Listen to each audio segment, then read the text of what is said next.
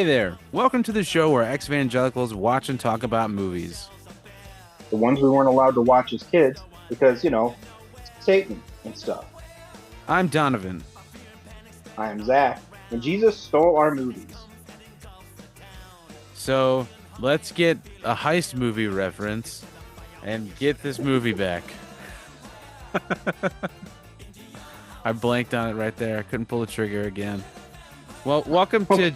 let's welcome to Jesus Stole Our Movies, and we are going to be talking about a movie today. What movie, Zach? Oh, really? We're going to be talking about Blade, which is surprisingly from 1997, I believe. Yeah, R8, one of those two. I think it might be 8. The point in saying surprisingly is that this movie came out before The Matrix. It's very important to note that. Oh my God, that's so upsetting. Isn't it Not wild? It is wild because not only are there so many stylistic choices that are the same, the soundtrack is almost verbatim. Oh, really? Yeah, man, there's so many of the same songs, even in like the action scenes. It's wild. Oh, wow. I was wondering that. I wrote notes about that. That's nuts. Holy crap. You're right though, because The Matrix came out in 99, right? Mhm. I was Damn. very surprised when this movie came out before The Matrix because this is one of those movies that you think about, like that Matrix sort of visual style and the way they shot things and did certain techniques. This is one of those movies you would think came out after in the sort of glut of films that borrowed a lot from The Matrix, but no. Oh my God. And I don't mean to like spoil anything, but there's a bullet time type scene in this movie. Hmm. So I was like, that's why I was writing that note. I was like, is this what came first? The Yeah. Keanu or the Snipes? And can we just say that Wesley Snipes looks way cooler in his giant trench coats and tons of armor and leather outfits than Keanu does. I know that a lot of people might not agree with that, but Wesley Snipes looks like the coolest fucking guy you've ever seen in your life in this movie. He does, and his line deliveries and the lines he gets to say are pretty fucking great too. Yeah, it's dope as hell. All right. So usually we talk about the Christians like outlook on this and why, it would be banned from Christian homes.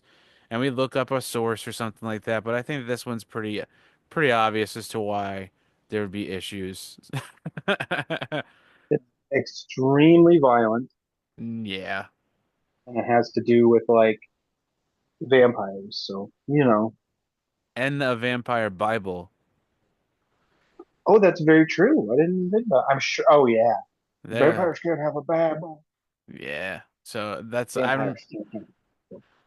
I saw this with my dad, and I remember that there were two reasons that he thought that this movie was actually bad, and one of them was the shit that happens with Blade's mom, and the other one was the Bible thing. He was like, "I'm almost ready to make you stop watching this, my 7-year-old son." Oh man, seven is way too young for this movie. I saw it either I saw it at a theater. It was either at a drive-in, which I'm 90% positive that's where I saw it, or just at the straight up movies, which I don't think my father would have took me there out of fear of being judged a little bit. Right. Oh, and like you said before, your dad famously gave passes for things just because he wanted to see it, so somehow it was acceptable. Yep. One of the So this is one of the I know we won't talk about it on here because we'll never watch the movie for here because it's just obvious why it wasn't Christian. But we saw the movie Scary Movie at the drive-in as well. And I remember before it came on, he just turns around to us like, "There's gonna be some inappropriate stuff in this movie, and if you feel like you shouldn't be watching it, cover your eyes." And we were like, "What?" what? So yeah, that's the movie where the guy gets stabbed in the head with a penis. In case you don't remember, Oh, I've never seen Scary Movie. There's well, no. that happens. I don't. I don't. I don't want to watch those parodies. You know what I mean? Like a bad movie is a bad movie, like Um, because it's in earnest, and that is meant to just mock everything. And a lot of times, don't those not have like an actual coherent story? It's just a bunch of silly vignettes that they string together. yeah, some of them are. Yeah, the first two scary movies have a story and it has like bits in it, but the other ones are just nonstop slapstick stuff.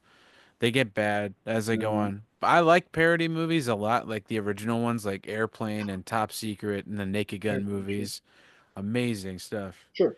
And that's why it sucks that the ones after the Wayans brothers got shitty because David God damn, I can't remember his name right now, but the guys that did Airplane and stuff took over for the Wayans brothers and they got bad. So it was Oh, weird. really? Yeah. Anywho, yeah. So Christians wouldn't like this movie, especially for their children, Not one bit. unless they wanted to Oh no. watch it and they didn't have a babysitter. So And it's kind of interesting that you mentioned that because this is rated R, but for some reason, the whole movie, I'm like, this is extremely tame for an R-rated film. And I think that might be owed to the comic book origins of the character. Because, Marvel comics aren't going to be anything super gory or super crazy. Yeah, yeah. there may or may not have been a blood shower in this movie, but there's not a ton of actual gore or violence. And you would expect vampires, of course, right? Vampires are the hypersexual monster, right? Yeah, So for you'd sure. expect some kind of nudity at the very least. Hmm. But there's no nudity in this movie. There's not that I wanted to have nudity, but like there's no nudity in this movie. There's no like That's not what extreme you were texting violence. me. That's not what you were texting me, Zach. You were like, Yeah. Steven Dorff, what's up? Swing a D. I want to Stevie see Chris D, Christopherson's beehole. we got a convoy. My God. Isn't Chris Christopherson one of the Highwaymen, right? Yeah, hell yeah, he is. Yeah. On his rocket Anyways, ship he rides. yeah, sorry to derail your point. Anyway, It just seemed a little. The whole time I'm watching it, I'm like, okay, where's the push into extreme? And this is the '90s, right? The yeah, '90s should have been like, I but think it seemed very tame for an R-rated movie. I think a lot of it might have been when it was gory. It was gory, like the parts where like the heads were exploding, like the exploding effects that were actually practical were like so messy and dope. They were just like, and all the Yeah. like blood was very vibrant and bright and messy. So I think maybe that's one of the reasons. Plus, Wesley Snipes gets to drop some really fucking awesome lines that are not very kid friendly. He has Motherfucker, what? one, um, yeah, he has one motherfucker in here that's like an all time. Like Yeah, it's so good. whereas one where he turns around, he's like, "Motherfucker, are you serious?" It's like, oh, I Right. love this movie. And I had never seen this before, so I was very, pleasantly surprised. Really? Normally, Ooh, yeah, dope, dude. Because oh, you've seen the definitely. second No, one, right? no, I haven't seen any Blades. Oh, I thought you said you saw the second one because Del Toro did that one. But if you haven't seen him, Mm-mm. then you'll love the second one even more. That's one of the only Del Toro movies I haven't seen because it's like that, and I believe Devil's Backbone. No, it's Chronos. I haven't seen Chronos. Chronos. Yeah, I haven't seen Chronos either, which is another So vampire movie, so that'd be cool to see. But no, that's dope that this was the first time you watched it. I love that. yeah, All and right. when this came out in '98, I would have been way too. At least my parents never would have even approached us seeing this. And if we were in the video store, this would have been one of those with even the trailer would come on. My mom and dad would usher me away from the screen. Because you remember in the video store, they always had like the previews playing on an endless loop. Yeah, like on the TVs in the corners and stuff up in the ceiling. Mm-hmm. Yeah, I remember. Because I would watch those for a while and sometimes be like, we gotta get that one. And then my dad would be like, the hell we are. I was obsessed with watching 13 Ghosts and I had Ah, it's no one of my. idea what. Have you seen it yet? No, I haven't seen 13 Ghosts. 13 Ghosts is one of my all-time favorite horror movies because it's a remake and stuff, but it's like Yeah. it's so campy and cool and practical like makeup and it's just so Mm-hmm. fun and goofy and it's got Matthew Lillard, so it's like fuck yes. Love that movie. Being a madman by all accounts. Hell yeah, man. It's so good. But this wonderful film that I agree with is kind of tame on its R rating. I agree. Let's talk about it. So, are you ready? I'm prepared. My All body right. is ready. For thousands of years, they have existed among us. You keep your eyes open. They're everywhere. Chances are you've seen them yourself and didn't know it. A secret nation Our livelihood depends on our ability to blend in. with a lust for power. We should be ruling the humans. These people are our food. They've got their claws into everything. Politics, finance, real estate. There's a war going on out there. He makes the weapons. I use them. Now, one will lead them to conquer mankind, Tonight, the age of man comes to an end. We're gonna be gods. and one will try to stop him dead. There are worse things out tonight than vampires. Like what? Like me. Blade.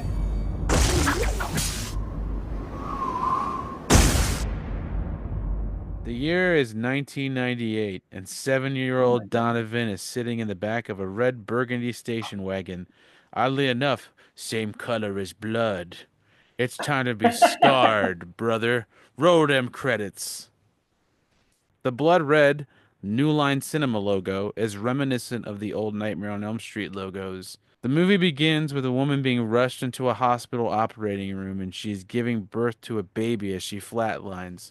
I remember when I saw this the first time, it immediately reminded me of my mom used to watch a lot of Trauma, Life in the ER. Did you ever see that? Yeah. My mom watched Hmm. that so much that I thought it was like, oh shit, this is real. This intro for the movie, though, after, she flatlines and the baby is born, it reminded me a lot of Law and Order, another thing my mom watched a lot of, which is cool Why did it because, remind you of Law and Order? huh? Why did it remind you of Law and Order? It just felt like a very procedural intro for a movie, like the montage and stuff like that. And just I could hear like the dung in the back of my head, which I felt was funny because in a sense this movie is like an action version of Interview with the Vampire mixed with Law and Order. So that's Yeah. pretty cool. Cut to a woman driving fast through New York City in a sports car. She's grabbing a man by a crotch and calling him little man as he describes what she's grabbing as a heat seeker, which I thought was And fucking gross. and you know the instant you see this guy, he's gonna die. Like, you're a meatbag, brother. Like we can tell. He's Yeah, going to die. And this is the guy, he has like a full on Kangol hat on. He looks so 90s out. It's crazy. and they He's even got go like a sweater. they even go as far as to put him in a red jacket, so you're already like Yeah, pulling the fucking Star Trek logic, like, oh. red shirts, yeah. Uh, they pull up to a meat packing facility, and then she starts leading him through hanging carcasses of cows, and something mysterious zips by in a bunch of plastic bags, and it catches him off guard. He's like, "What the fuck was that?" But he just moves past it real quick. I would have wanted He to thinks he's investigate gonna a little more. he thinks he's gonna get down with his goth chick. Right. They walk up to a door being guarded by a huge Russian man, and she starts just making out with him to distract the guy. They walk inside and immediately hear the most famous song that is the most famous song from the Blade series. So just give me a second. Here we go.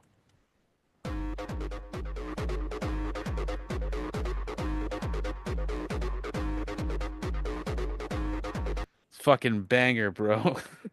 This is the most generic techno ever. But it fucking Like kills. it's rad, but like, it made me think of Samurai Jack because it's just so just like insert sample techno song here that has no like soul to it. And Hell yeah. it's the coolest, raddest 90s nightclub ever. But like again, somehow really, really tame.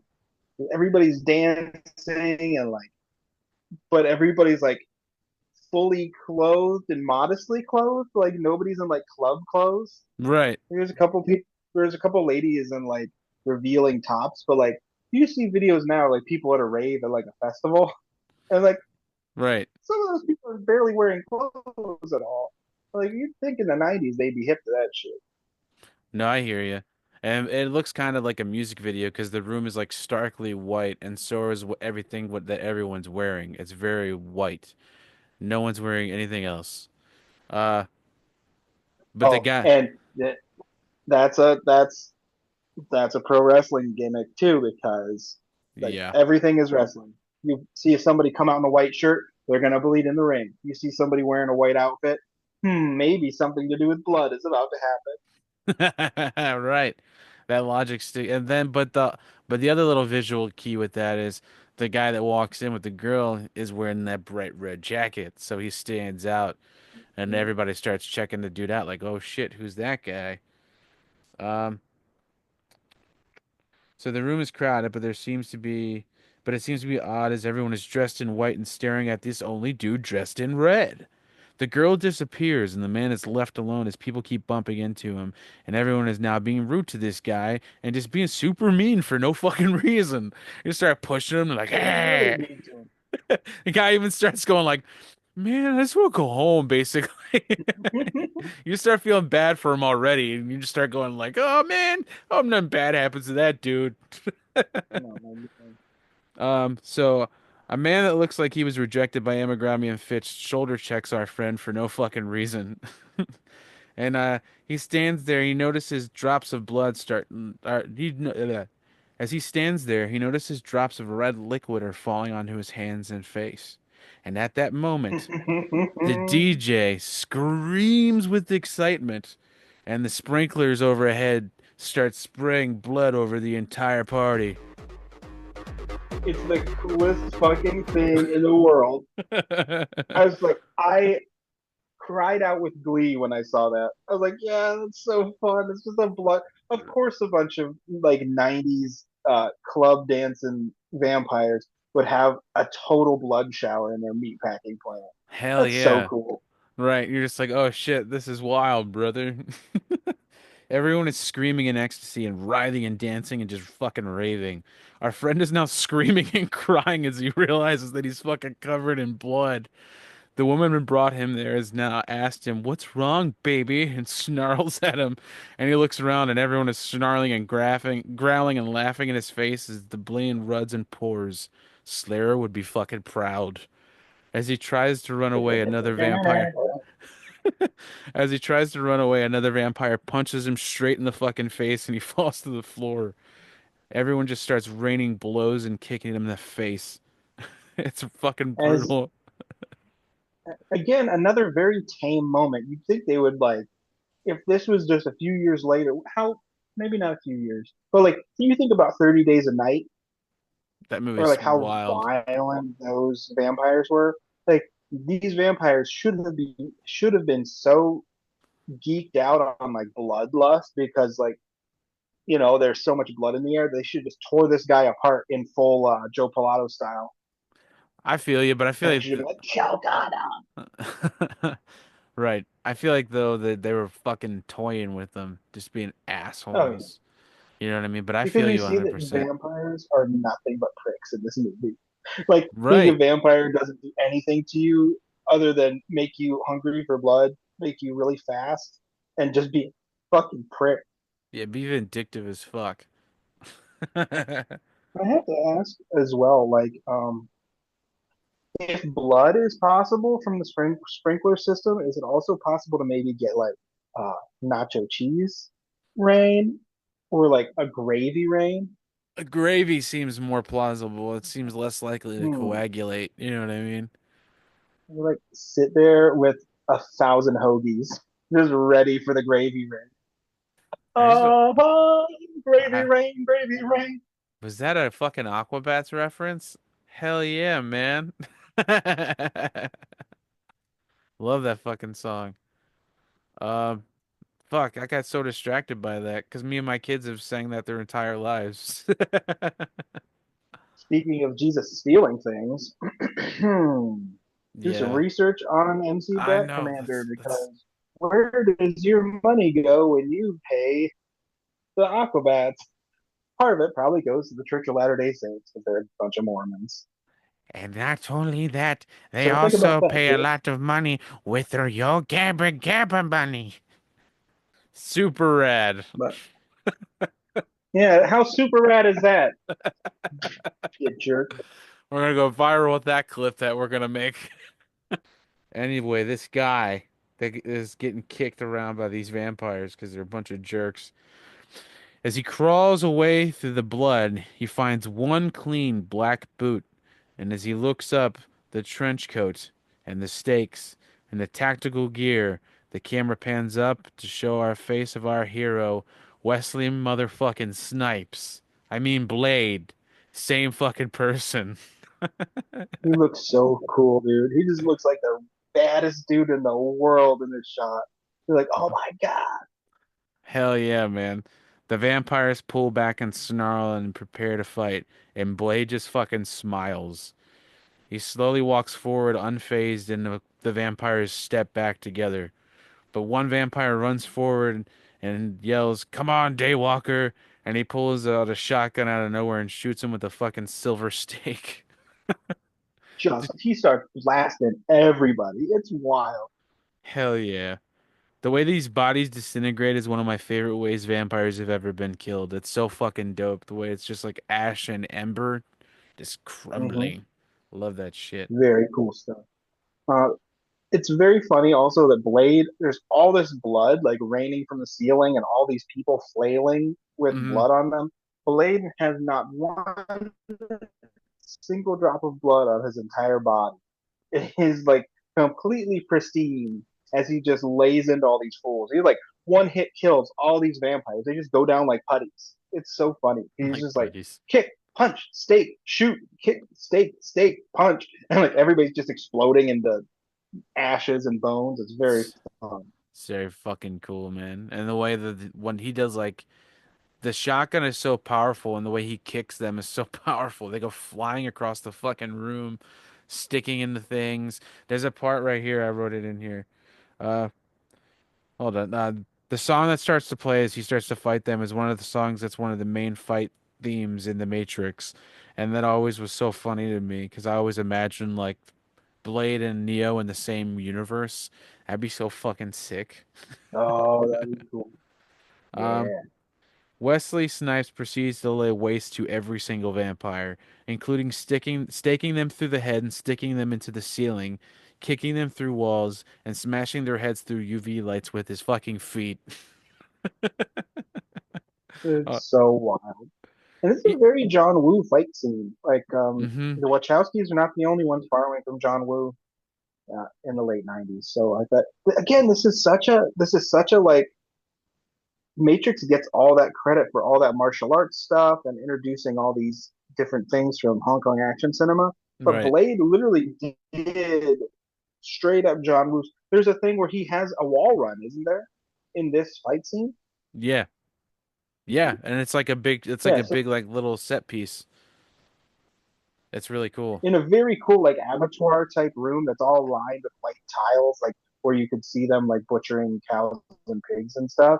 But Yep. it's full of all these like goofball looking vampires, and Blade just runs across the wall and slashes them all with his cool ass silver sword. Oh God, I fucking love it. Oh shit, I Yeah, just it's closed great my. stuff. Even the DJ is trying to get on in on this, but he just gets straight up shot immediately. And I was like, is this dude a human? 'Cause there's no like little fucking disintegration. Bro just goes down. Right, As he's he's killing all just these done. as he's killing all these vampires, one of the main vampires that we will see throughout the movie steps in through with a whole new crew.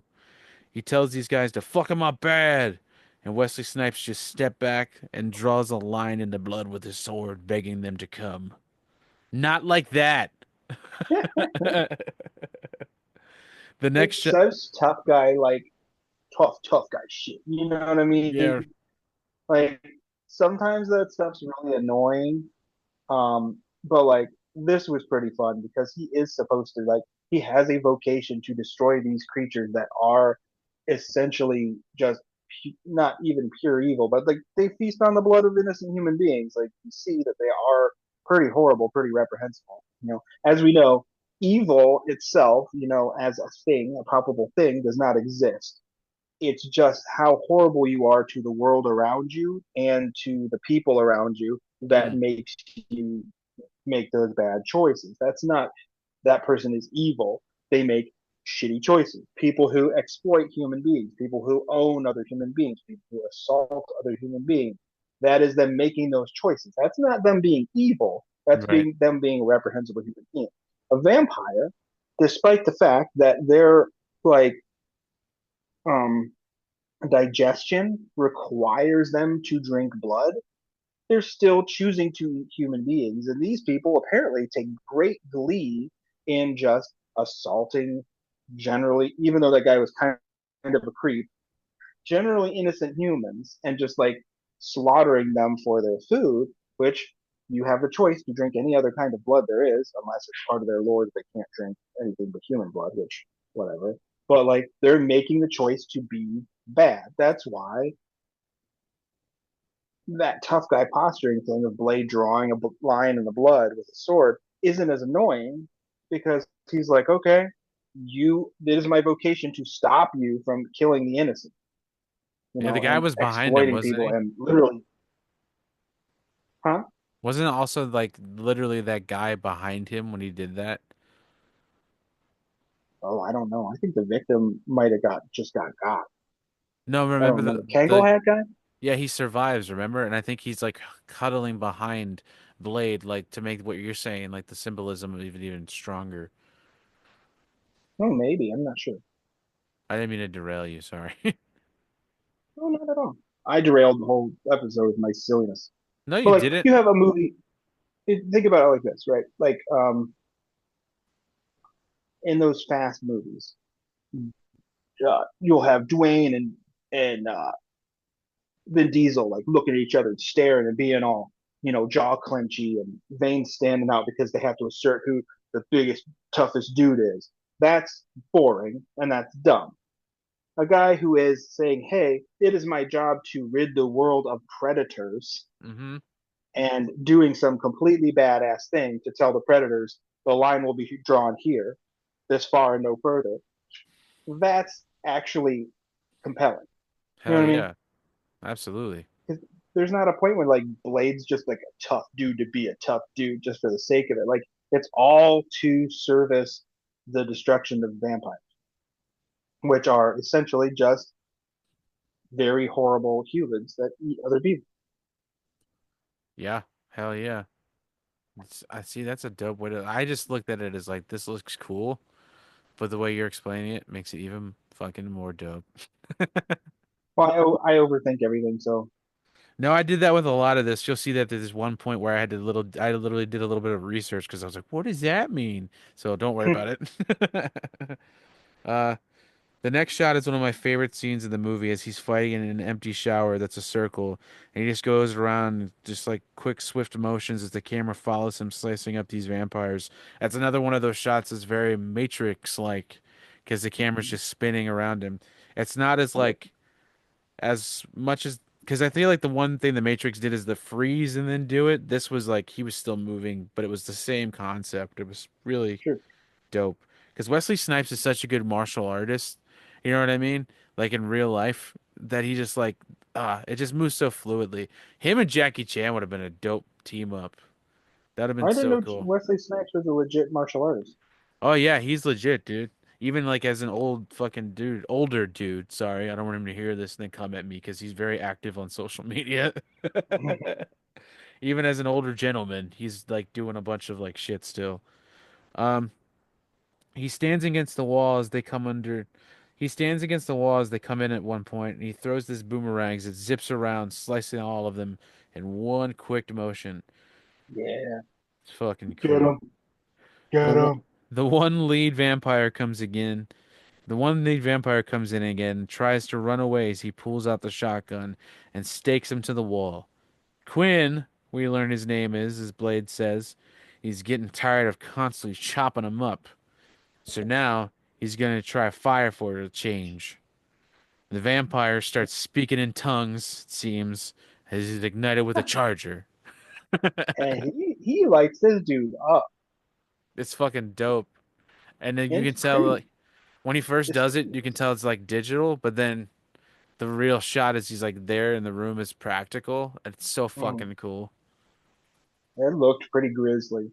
And like I did think about amending my observation that this movie is a little tame for rated R when that happened because he is pretty horrifically scarred later, and it Yeah. was because the cops come in right, and the guy is still hanging there burning after Blade disappears, and he's like moving against the wall. It's pretty grisly.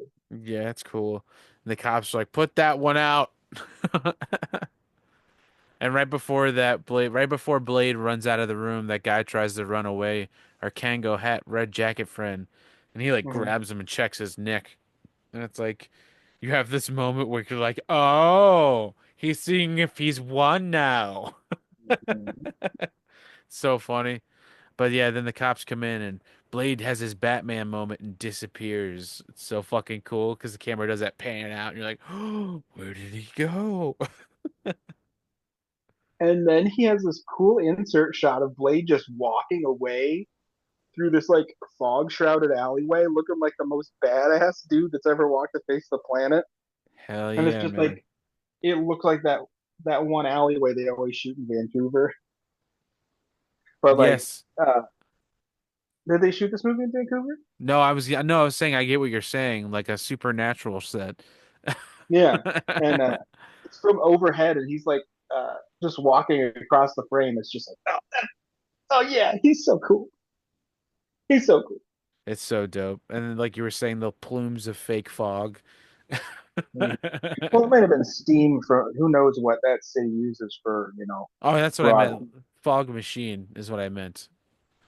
Because Well, that's yeah, more, huh? but like like uh in like Cleveland, like I know Cleveland has steam heat from underneath that gets pumped in, and like there are just places in Cleveland in the wintertime that are just like gouts of steam Oh, I feel you.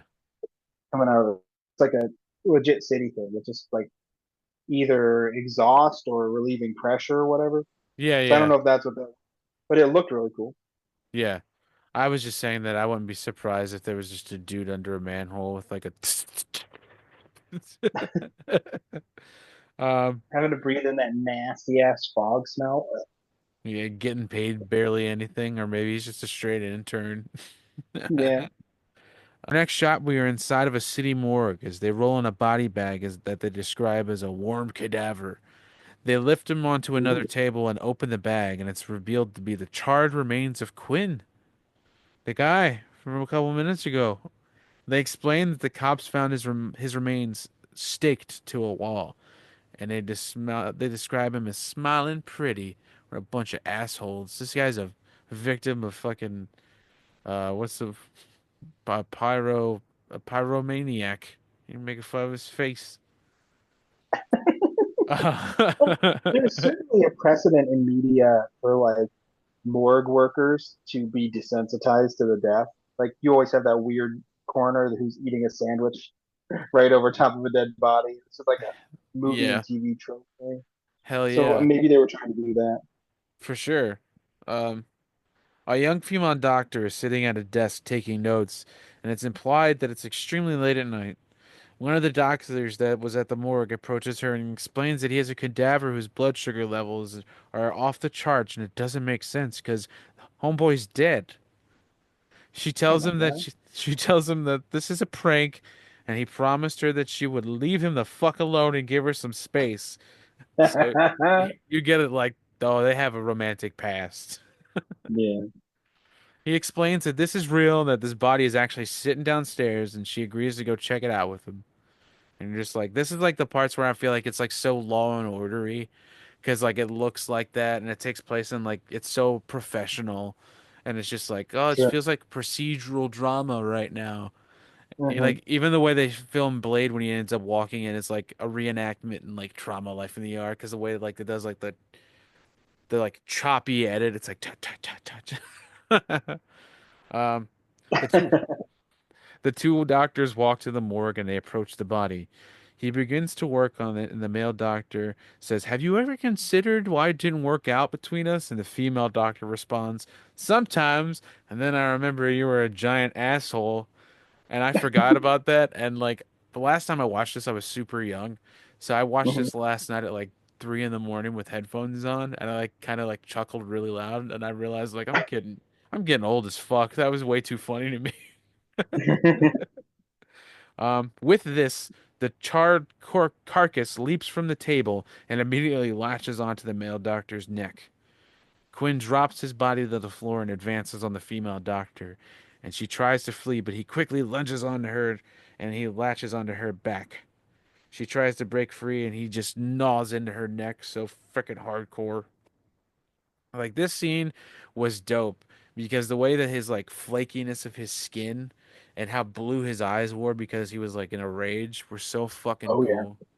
it What looked the really great. Yeah.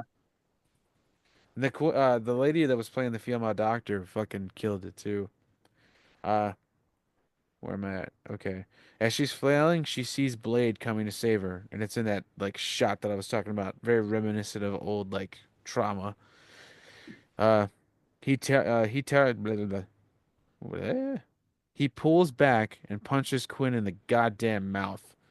The man that now looks like the charred remains of Chucky from the end of the first Child's Play movie calls Blade a freak.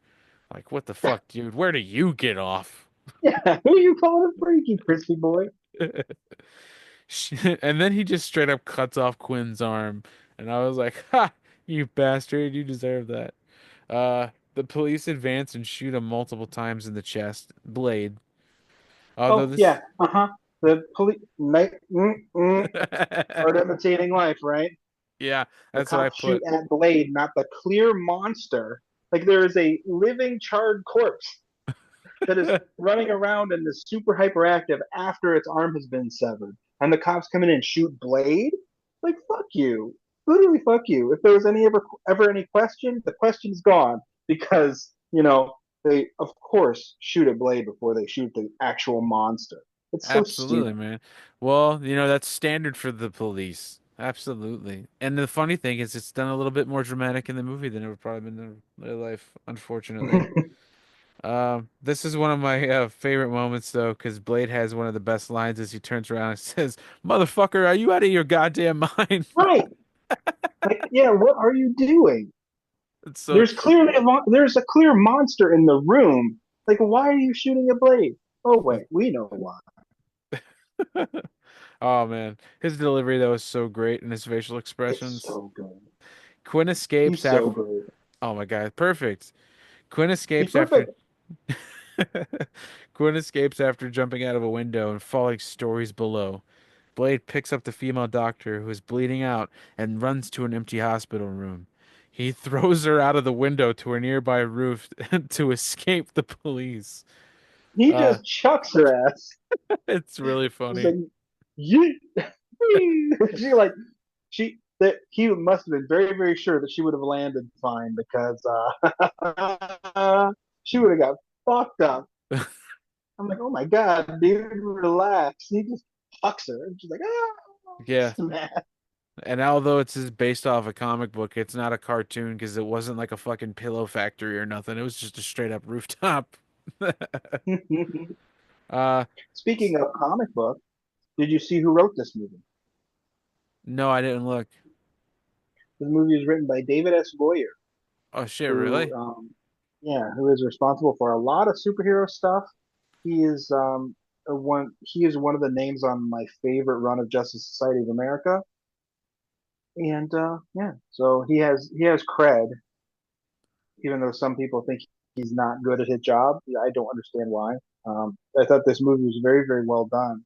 But Yeah. like I saw his name come up in the credits, I'm like, oh yeah, he wrote some of my favorite JSA stories. So like this has to be some kind of decent. You know what I mean? Hell yeah. He wrote some awesome movies as well. So like, and the way he writes his stories it's very entertaining. You stay wanting to continue. You don't get fucking phased out halfway through or something. He's got like And his own formula kind of thing too, like Steven Summers. and like you said, not getting phased out. David S. Goyer wrote this one, Blade 2, and Blade 3. He actually directed Blade 3, Oh, which is the weakest in the trilogy, but still, yeah. that's fine. That's fine. He wrote it, and I believe he wrote the animated Blade TV show as well. They did a Came out. Blade TV show, like a live action one also. It only was Oh, only oh, that four must be episodes. what I was saying. No, I they know did it's. both. They did both. Oh, really? There was an animated one too. I remember. I think it was on Spike TV. I think they both were. I don't know if you remember Because Spike TV. yeah, I remember Spike TV. Yeah, yeah, yeah. That channel Spike was TV like used to have just TNA for men. wrestling. Yes, it was just for men TV. How gross is that? It was. It's the fucking man show on Comedy Central, brother. Like, what the fuck Oh, was that about as a society? yeah. Every time Jimmy Kimmel pretends to be the most compassionate, progressive human in the entire world who like cares about women's rights and shit, just everybody remember Jimmy Kimmel was on the man show. Let's just not forget about that. They had a whole segment about girls on trampolines. It was so fucked up. One of their big jokes that there was a little heavy kid that would go around and hit on women, and it was funny because he was just a little kid that was heavy. Like that's a child. What are you guys doing? There was Yeah, a no. whole segment about just chugging beer and getting wasted. Well, I mean, that's kind of standard for a lot of guys, I guess. That part is not too horrible, maybe. No, I mean, nothing. it's still bad for society. That shouldn't be something everyone's doing. Look, I'm getting taking myself in a hole here. Um, so yeah, Blade just throws this lady. Uh, After landing, she reveals that he just dislocated the fuck out of her shoulder, and he just aggressively pops it back into place like she's inconveniencing him. Yeah. But he's cool, I guess. So you're like, yeah. The police are shown here to just be shooting with many insane weapons, including what looks like to be a fucking Gatling gun. It's fucking wild, dude. It even shows it like the way it's piercing a steel door that they're hiding behind. I was like, Yeah, they must have armor piercing rounds or some kind of thing. it's fucking nuts. We cut to Blade's awesome car as he drives through a dark, deserted New York City at what I'm assuming is meant to be dusk, and it looks so fucking cool. I Or mean, Dawn. I don't know. that's what I meant. Dawn. As I said, I watched this at 3 in the morning. I forgot which one was coming in a few hours. Uh, we pull into an old foundry or a train station as it is revealed that this is Blade's secret hideout. We hear the tune Bad Moon Rising as Blade gets out of his car demanding for a man named Whistler to help him, which I thought was like a nice little touch. The great Chris Christopherson. I grew up on this man, so I always thought he was fucking cool. Uh, he sees that this woman's been bitten, and he tells Blade that he should have just killed her. And he says he knows, but he couldn't do it. And it's not like some kind of Batman rule where he's like, I don't let people die because he's been killing motherfuckers. But maybe it's only vampires, so maybe I'm wrong. Yeah, that's what I'm thinking. Like that's what that must have been why he let the other guy go and didn't say anything. 'Cause he wasn't bitten, Yeah, and of course he would check her out, make sure she was fine. And you might have a soft spot for a person. humans. Maybe he doesn't want her to suffer you know, that life of being stuck forever as being an asshole and have to hang out with all these other assholes. Absolutely. I made a bad call of judgment for a second there. It's very obvious why he didn't kill her. He's trying to save like all of humanity. I was just being a Maybe. dummy right there. Anywho, I don't know. Maybe he was just this house needs a woman's touch. It's this like this this abandoned factory needs a woman to. it's like the way that Peter Pan straight up kidnaps Wendy just because the Lost Boys need a mom. They just dress it up as like, oh, isn't this sweet? They're gonna never grow up. It's no, he just stole these kids because they didn't have a mother figure. Um, Sorry about that. I've just always thought that since I was a kid, everyone's like, it's just cool. I'm like, this is child endangerment. So he, he says Chris Christopherson, Whistler says that if he starts to change while he's trying to help her, then just fucking finish her off. And Yeah, he agrees to finally do it. He leans over and injects her with what's some kind of garlic serum that's supposed to help her like from changing. And Blade Garlic informs, juice right in your veins, baby. yeah, that's what I do when I go to Olive Yeah, Garden. And just hook me that's up right. to an IV. Put this, Just eating spoonfuls of garlic, baby. put the syrup, the salad dressing right in the veins, please.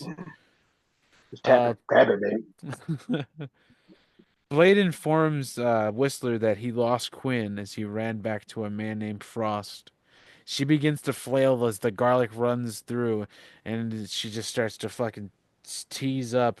And Whistler tells him to hold her down, and Blade just places one like dainty hand on her chest. Fifth, Whistler says he gives her 50% chance of making it through the night. Dun dun dun. Dun, dun, dun. We cut to a man sitting in a completely gray and depressing room as he sits at a board table filled with other vampires. He flips through pictures of the deceased vampires from the rave at the beginning of the film. He repeatedly just goes, Daywalker, Daywalker, insinuating he knows that this was Blade. And a man This named, guy, yeah, oh, go ahead. no, you're cool.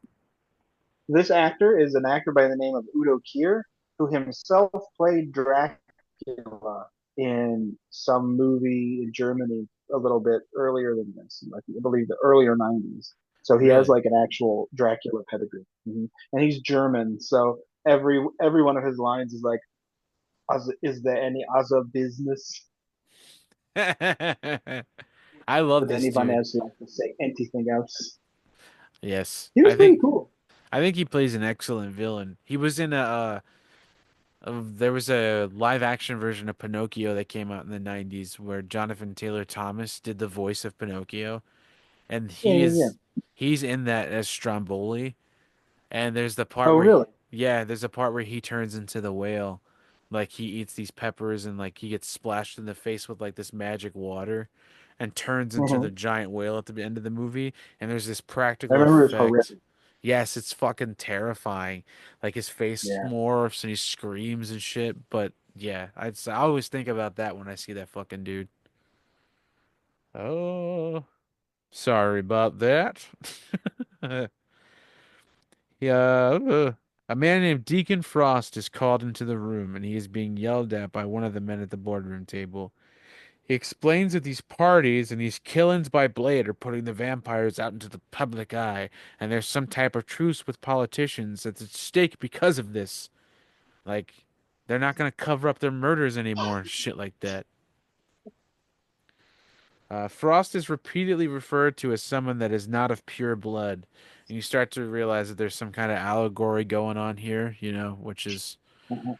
a typical comic book thing. So if you read comics, you understand that that's done a lot. Not a bad thing. It's cool. Uh, well, I mean, in the movie, what they're doing is bad. Yes, You're like, even vampires are racist against other vampires? Jesus Christ. because the one thing that makes everybody that has a human brain that was at least human once upon a time the same is that there's some kind of bullshit prejudice. Absolutely. There's nothing that brings people together better than hate. Sure. Uh, Frost demands that things need to change because the humans need to be reminded that they are just food. The meeting, Gross. yeah. The meeting ends as Frost reminds them that one day they may all go extinct. And Steven Dorff is like the perfect 90s like he just reeks of like like the ski camp villain. You know what I mean? Like the rich kid. It's just like my Oh yeah, okay. my dad is gonna fucking kill all of you. Not kill, but my dad's gonna shut this place down. It's so My dad funny. owns a dealership. Yeah, exactly. I could show up to prom in any fucking car I want. In the next shot, Blade walks into a herbal medicine shop. He grabs some essence of garlic, and he also throws a bag of Rolexes to the shopkeep and receives a serum for himself in return. I like this like little scene because it shows that like he does have some connections and friends because this dude seems to actually like kind of care for him. Yeah, I would like that as well because like you don't want your person to be completely isolated. Right. right? He's going to have contacts. He's going to have people he's met along the way that are his friends. Like they do have kind of a moment together, not a moment together, but like there is a kinship, and he does have some sort of respect and love for this man. But like they give each other a hug, I believe, They if not, absolutely do. Yeah, they have this like a something like secret handshake almost. I he think they like do have daps a. him up and gives him a hug. Yeah, it's really cool. And because that's he tells him that he's building up a tolerance for it, and the guy tells him like I was expecting that.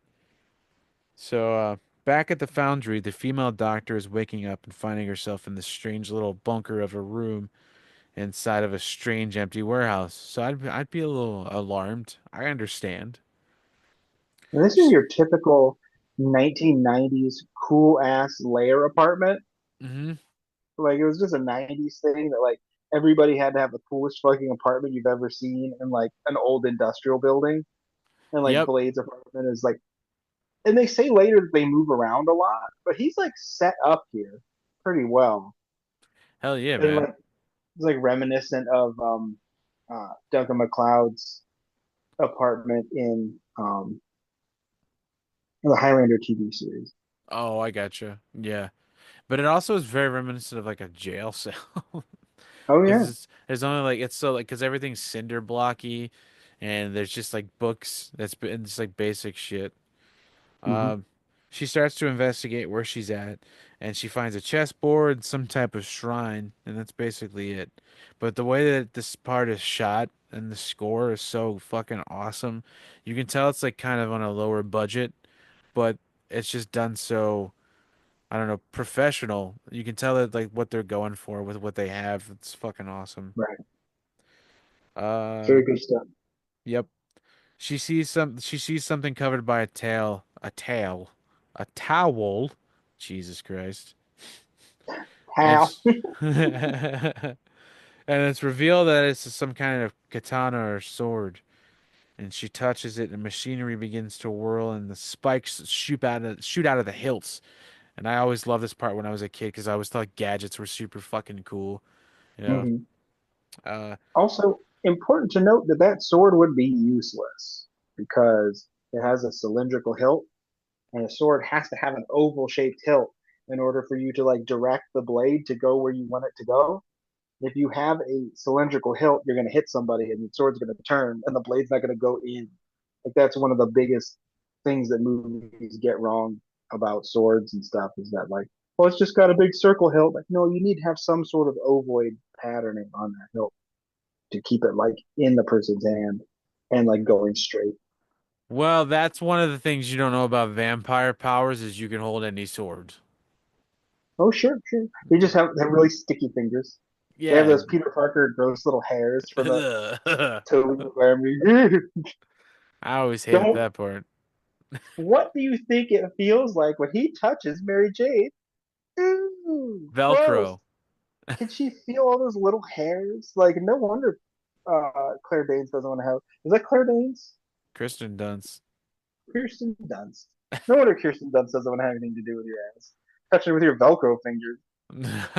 Can you imagine Velcro sticking to your skin? Oh, gross. Uh, that's fucking gnarly. Um, yeah. Oh fuck, where was I? She walks into another room and sees that Blade is strapped to a chair. Whistler begins to describe. Whistler describes that he's upping the dosage of the serum, and he says, "Just do it, old man." And he places a tooth guard in his mouth. After injecting the serum into his neck, Blade begins to convulse and seize, and Whistler grabs his hand to help him through this moment. Just as the serum subsides, he looks up and sees the girl run away, and Whistler fucking books it. Like he fucking moves, dude. I know it's just the way they shoot, like going past objects, but it just looks like Mhm. he's fucking flying. He chases her and cuts her off as she leaves. Who are you people? She asked. Abraham Whistler. You've already met Blade. I was like, hell yeah, brother. Your first name is Abraham. Yeah, Abraham was how much of a comic book name is that though? Like really think that's such a comic book character name, Abraham Whistler. It's I'm so out here just being manly. hell yeah, brother. Making Oh yeah, take guns. Making guns Mikey to kill gun. vampires. making throwable buzzsaw batarang turbo boomerang. They're so cool, man. And I Oh smoke man. so fucking much that I have a hole in my chest. The next shot is a gas cap being ripped off the Mustang and fuel's just being fucking sprayed all over the back of the car and just completely misses the hole. And Whistler then lights a cigarette. Explosions be damned. Just goes to show how fucking cool Whistler is. Uh, the Oh doctor yeah, dude. I'm like, Whistler, you want to pump the brakes on right. lighting a cigarette, sloshing all that gas around? Goddamn! Like It's I thought so he was gonna much. kill everybody in the whole room. It's just as a moment to like just highlight how fucking careless and fucking cool Whistler is. It's like a real Fonzie moment. The doctor asks if she's free to go, and she's told, of course. They just had to make precautions because she was bit by the vampire. She asks, vampires are real, and how can she take them down? With a cross or a crucifix? And Whistler just laughs and explains that some rules are different in real life than what's been told in folklore. And I fucking love when movies do that. You know what I mean? And I, huh? go ahead. No, I was just gonna say I love when they make their own rules, but keep some of the classic shit. But I love when there's like story that you have to pay attention to for a new whole tale, you know? And like again, they're re-explaining, recontextualizing the lore for a more scientific. At least it was in the '90s. Nowadays, people don't think the Earth is round or whatever idiotic bullshit. More Excuse scientific me. in mind. Oh God. But like, sure. Why would somebody react badly to garlic? Why would somebody have a really bad reaction to silver? It's just because they're hyper allergic to it, and then Right. they're even more hyper allergic to UV light. It's just what the curse of the vampire does to you. And again, a Christian person would not have accepted this movie because it kind of discounts that role of faith that has Yep. always existed in vampire films. Like you can always be like, the power of Christ keeps you away from me. I can hold up a cross and you'll see the symbol of Jesus and be driven away. No. They will laugh at your ass because that shit is not real. You know what I Yep. mean? Like I like the ones too where it's like it only works if you really believe. I like that one too because it adds a whole new level of fear to a lot of Christians where you're like, "Oh my fucking God, do I truly believe? Want I be saved from a vampire?" that It's would be like the so sick. I'm sure it's been done before, but like that would be so rad if somebody just holds up a cross and like, yeah, you're a you're a you're one of those Christians that like goes to church and talks about loving people and like accepting humans, and then you go out and shit talk all the other people in your church and don't give the homeless guy in the parking lot any money or help them out in any way. Oh yeah, and it's like a vampire that only goes after people like that because he knows that they won't be able to stop him because they don't truly like they're not truly good. Oh, You that'd get be cool. way to make an anti-hero is you have a vampire who only hunts megachurch pastors. Yes. Hell yeah, it's like a Dexter but a vampire who only Yeah, goes there you after go. making sure tonight's the night. Tonight's the night. It is time for you to die, Joel Osteen. Yeah, Ah, ah. that's where I was gonna. Tammy Faye Baker, your eyelashes will not save you. And they try to hold up like a cross or like hold up a Bible and be like, "The Lord will protect me." And they're like, "Too stinking bad." Dude, you thought that God would save you? He doesn't even have your phone number because he doesn't like you like that. Before I suck your blood, I want you to take all of the money out of the walls of your church and give it to the poor, like the guy in the book said to. Ah, ah, ah.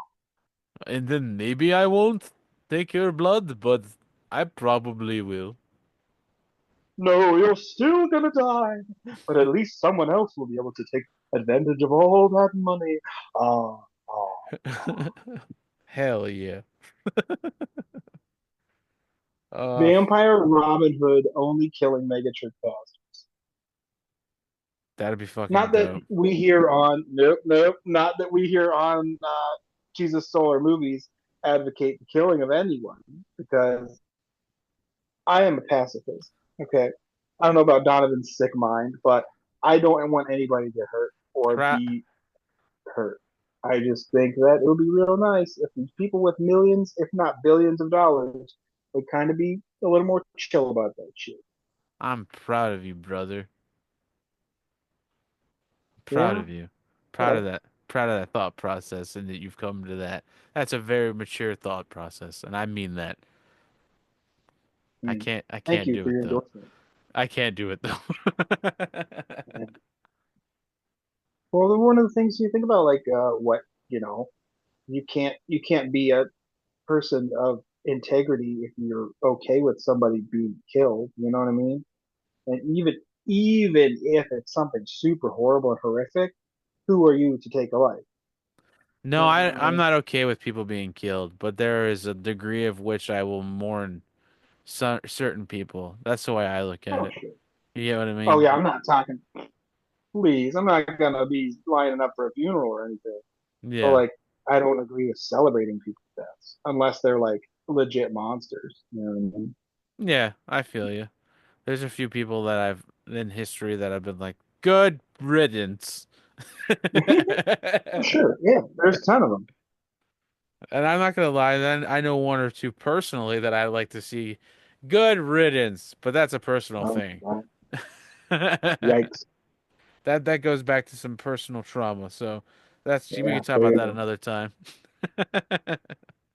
Um, so Blade, that guy. Um, as they walk out, Blade says that if she wants to survive the night, she should leave the city because now she's been marked by the vampires. She's on their radar. I wanted to point out too, like the whole science thing, like you were talking about, also made it feel more like a TV like procedural thing, like ER, Life in the whatever, that kind of shit, and Law and Sure. Order. You can almost feel like there was Dick Wolf was gonna be in the credits. Uh, Whistler tells her Whistler tells her it's best if she gets out of town as well because now she's been placed in their crosshairs. She says, "You guys just help me and then set me on my way." And he's like, "Well, that's all we can do. They own the police," which I was like, that's fucking terrifying when I was a kid because I was like, all the cops are owned by vampires? No. And Which that would kind of justify why the cops just shot at Blade because they already knew who he was. But still, oh, they yeah. shouldn't just be popping off shots at people when there's a clear monster in the room. And Just doesn't cops make shouldn't sense. have those weapons. That Like was insane. militarization of the police force. That was fucking insane.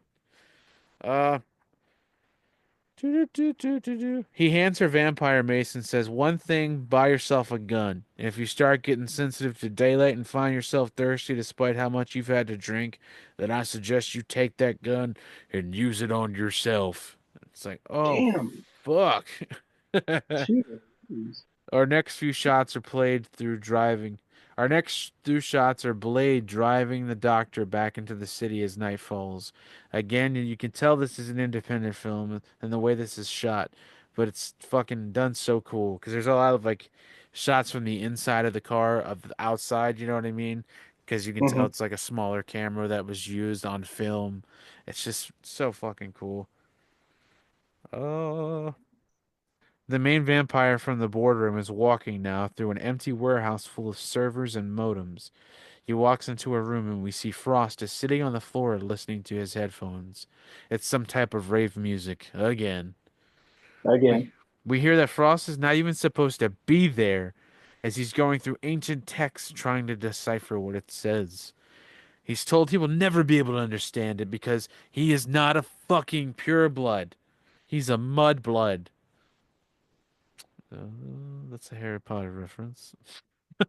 Yeah, I don't know anything about Harry Potter. I was like, at some point, you kind of almost feel for Frost Yeah, until for he's like a sure. total psycho. But like, or he's already a total psycho. But still, like, just leave the dude alone. You don't have to constantly be mentioning shit. You know what I mean? Like, Yeah. you'll never succeed because you're only a half blood. Like, okay, I know that. Thanks. Like, I don't. How much more do you need to tell? Just because he's a turned vampire and he wasn't created as a vampire? Yeah, he's right. You are all going to go extinct because you have been turning people for what, 1,000 years at this point, or whatever it is. Yeah, it's just inevitable that there be a future and some sort of progress. But just give the guy a break. You know what I mean? Just, come on. Absolutely.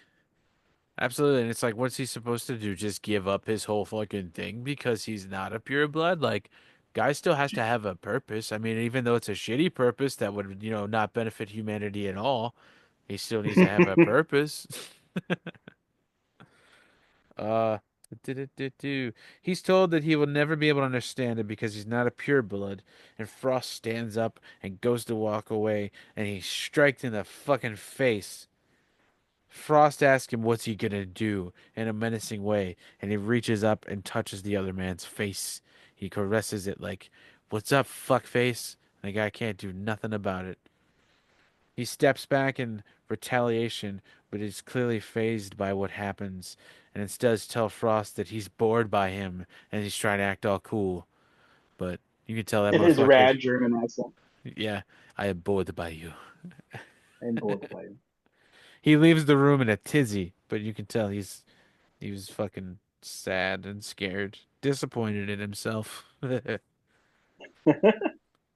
Now Blade is now pulling into a crowd of people going super fucking fast as he's dropping off the doctor in the middle of the road. He tells her to keep an eye on herself, and then he speeds away again, almost hitting a fucking he speeds away again as he hits. He speeds away again as he almost hits a crowd full of people. Then we next see her just with two band-aids showing the holes on her neck. It's so cartoonish, but effective. Sure. She's about to get in an elevator, and she sees two people standing in front of her with symbols on her neck, and this kind of makes her feel weird. But for some fucking reason, she still decides to get in the elevator. Me personally, I would have taken the stairs then. I was like, what is this prison-looking building that Karen lives in? Like, this is an apartment building, but it looks like an absolute lockdown facility. Like, geez Louise, Hell yeah, that man. doesn't seem homey at all. I feel like that was a lot of this movie. It was just so like gray or white and just so like just flat, you know what I mean? Almost Yeah, every set was like that. Um, she still decides to get in there, even though she feels suspicious. It's clearly not a good judgment of character or good at listening to her own intuition. I mean, she did end up staying at a warehouse with a stranger for like 3 days, so I guess that shows that. She feels suspicious, and she has every right to, so she gets out on her floor and the elevator, and they follow her. She's walking down the hallway and grabs her vampire mace and swings around to use it. Just kidding. They went in a different room, you silly lady. After finally making it home, she goes to make a phone call but realizes that might be a bad idea. As she's packing to leave for the city, a police officer just straight up fucking walks into her apartment, startling her. Again, totally standard for the fucking police. apparently, yeah. They can just bust in your house at any time and shoot whoever the fuck they want. Yep. He informs her that her partner that she worked with at the morgue had died, but then he says not to worry because you're about to die too, bitch. And it's like, whoa. Oh Jesus! Oh man, jeez, you didn't Yeah. have to go that hard, buddy. Like, Yeah, it was pretty intense and very fast because he's playing the like nice card and then he goes, yeah. maybe he's trying to psych himself up because he doesn't actually want to kill this. Like, because he's like a total Renfield, right? Yes. Uh, these guys are doing the bidding of the vampires, so they might eventually get turned. Yeah, And familiar. yeah, so like maybe he's just trying to do these deeds, like trying to psych himself up so he can like maybe possibly get turned later. Yeah, I agree with that 100% because it seems like that where he's just trying to be like, yeah, come on. But it's still very messed up because of the way he says it and what he's trying to do. Uh, And I wanted, I wanted to say, hey, move, hey, buddy, it's a cab, not a cab. All cops are not vampires. Ah, that's fucking good. She pulls out the vampire mace, but it doesn't work. She says, he told me it would work against what the hell am I saying? She says, he told me it would work against vampires. He says, whoever said I was a vampire? As Blade steps out of nowhere and says, nobody, and throws him across the fucking room. Some would assert that the entire world is a vampire, but I don't know if those people would be correct. It's gotta sit in that one for a second. That's a You're good right. one. Yeah, that was a good one.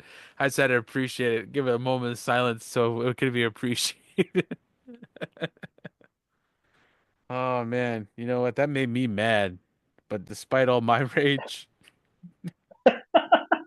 You're an idiot. Oh no. he says whoever's oh yeah. It's revealed that the cop is actually like a vampire. It's revealed that the cop is actually like a Renfield working for the vampires and is hoping to be turned one day. Uh, the doctor brings the officer down. Every time I said Blade, it put played. Blade and the What? doctor. So, Yeah. oh, because you're doing talk text. Yeah. Blade and the doctor bring the officer down to his car, and we see that the officer has been transporting blood for the vampires from a blood bank. As he interrogates the officer and asks him where he's taking it to and from, the officer escapes. But in the meantime, he's just beating the shit out of this guy. Uh, Blade pulls a gun on him, but he gets away. And Blade says to the doctor, you better wake up. The world you live in is a sugar-coated topping. The real world is underneath it. And you want to survive, then you got to learn to pull the trigger. And I was like, oh, fuck. It's so good. And This is then what, huh? is this the point that she says? Because it's very important to note, we didn't say it earlier. Of course, the doctor that Blade saves is a hematologist, Hell right? yeah. Like it just happens to. She had to be a blood doctor, and he is this when she says she might be able to figure out a cure for the vampire, what is basically like a virus at that point? I Is that think when she so. says that? Yeah, I think it's like right here or right before this. But yeah, I think so. Because he says something and respond to that, but I can't remember what it is. I'm not one of them or something. Oh, I'm something different or something like that. Hmm. Um, duh, duh, duh. This is one of my favorite parts that again makes it feel like a procedural because we see Blade and the doctor are sitting like in a type of stakeout waiting for the cop to come back for his car. They even Hmm. have like the stereotypical Chinese food that they're eating. Yep. But I guess that makes sense because like if it's written by David S. Goyer, he would probably use a couple of tropes. You know what I mean? Oh yeah. They're waiting for him to come back, and he does, and they follow him to a secret. He does come back, and they follow him to a secret location as they drive through the city. We see all the different types of vampires that come out at night, though, which I thought was pretty cool. Uh, There, like did they chase the cop in the cop car, right? yeah, Like, that's did this he see part. them? No, Okay, and it's shot there. like in double speed. It's weird. It's terrible. Like this is the part of the movie I was like, that's that's actively bad. Like they're driving through the city streets and it's shot at like double speed, like you said. Like, ooh. Something must have happened during production or Yeah. during editing or something that was the only choice they had because I can't see somebody thinking that was okay if they unless they had no other choice than to make that one. Or they were just trying It looked desperately to terrible. make those make a certain amount of time, and they chose to speed up that scene or something. It was Yeah, like either I said, you have no choice, but yeah, but it was probably it might have been an error, like you said, and they just had such a low budget they couldn't fix it. maybe. But it was wild. I noticed it too because there's a part where they show inside the cop's car, and he's talking to somebody on the radio, and he's like moving really fast, and it's Mhm. weird. And the vampires you see throughout the city are moving very fast, but. Yeah. Yeah, like there's one that's like eating a sex worker on the corner. There's like two inside an alley that you can see like shadow wise. It's pretty cool. Mm. Um, while driving to the location, we are informed the officer informs over the radio. that Blade is on his way and the clinic needs to be emptied. Blade pulls up and we see those symbols and markings in a corner and states that the safe house is somewhere nearby. He sees a club and notices the symbol and says that that's where the party is and that there's sex workers outside there to pull men inside. Hmm. As they walk to the club, Blade informs her of the only ways to actually kill vampires. To stab it in the heart and sunlight being the most easiest ways. He hands her and he hands okay. He hands her a gun and asks if she knows how to use it. She says no, but I damn well have time to learn. Or damn, this is the best damn time to learn, or something like that. I thought it was cool, but obviously I can't do it justice. This leans into your thought that this might have procedural elements because this was definitely a walk and talk. Like they're going to the scene of the crime, they're Yep. going to the scene of the murder, and they just have to like recap what's going on in the episode or like Yep. drop the information. That's when the detective's partner comes up and or like the coroner meets them at the body and they just give them like the walk and talk. Hell yeah, So man. yeah, I really like your idea that this was a very, very procedural film. Well, you think about it too, like in Law and Order, there's always a guy that leads him to the guy that leads him to the guy. And like Quinn was the guy that's leading him to this. And if you remember what's about to happen, they meet another guy that gives him info that leads Yep. him to. So it's very yeah.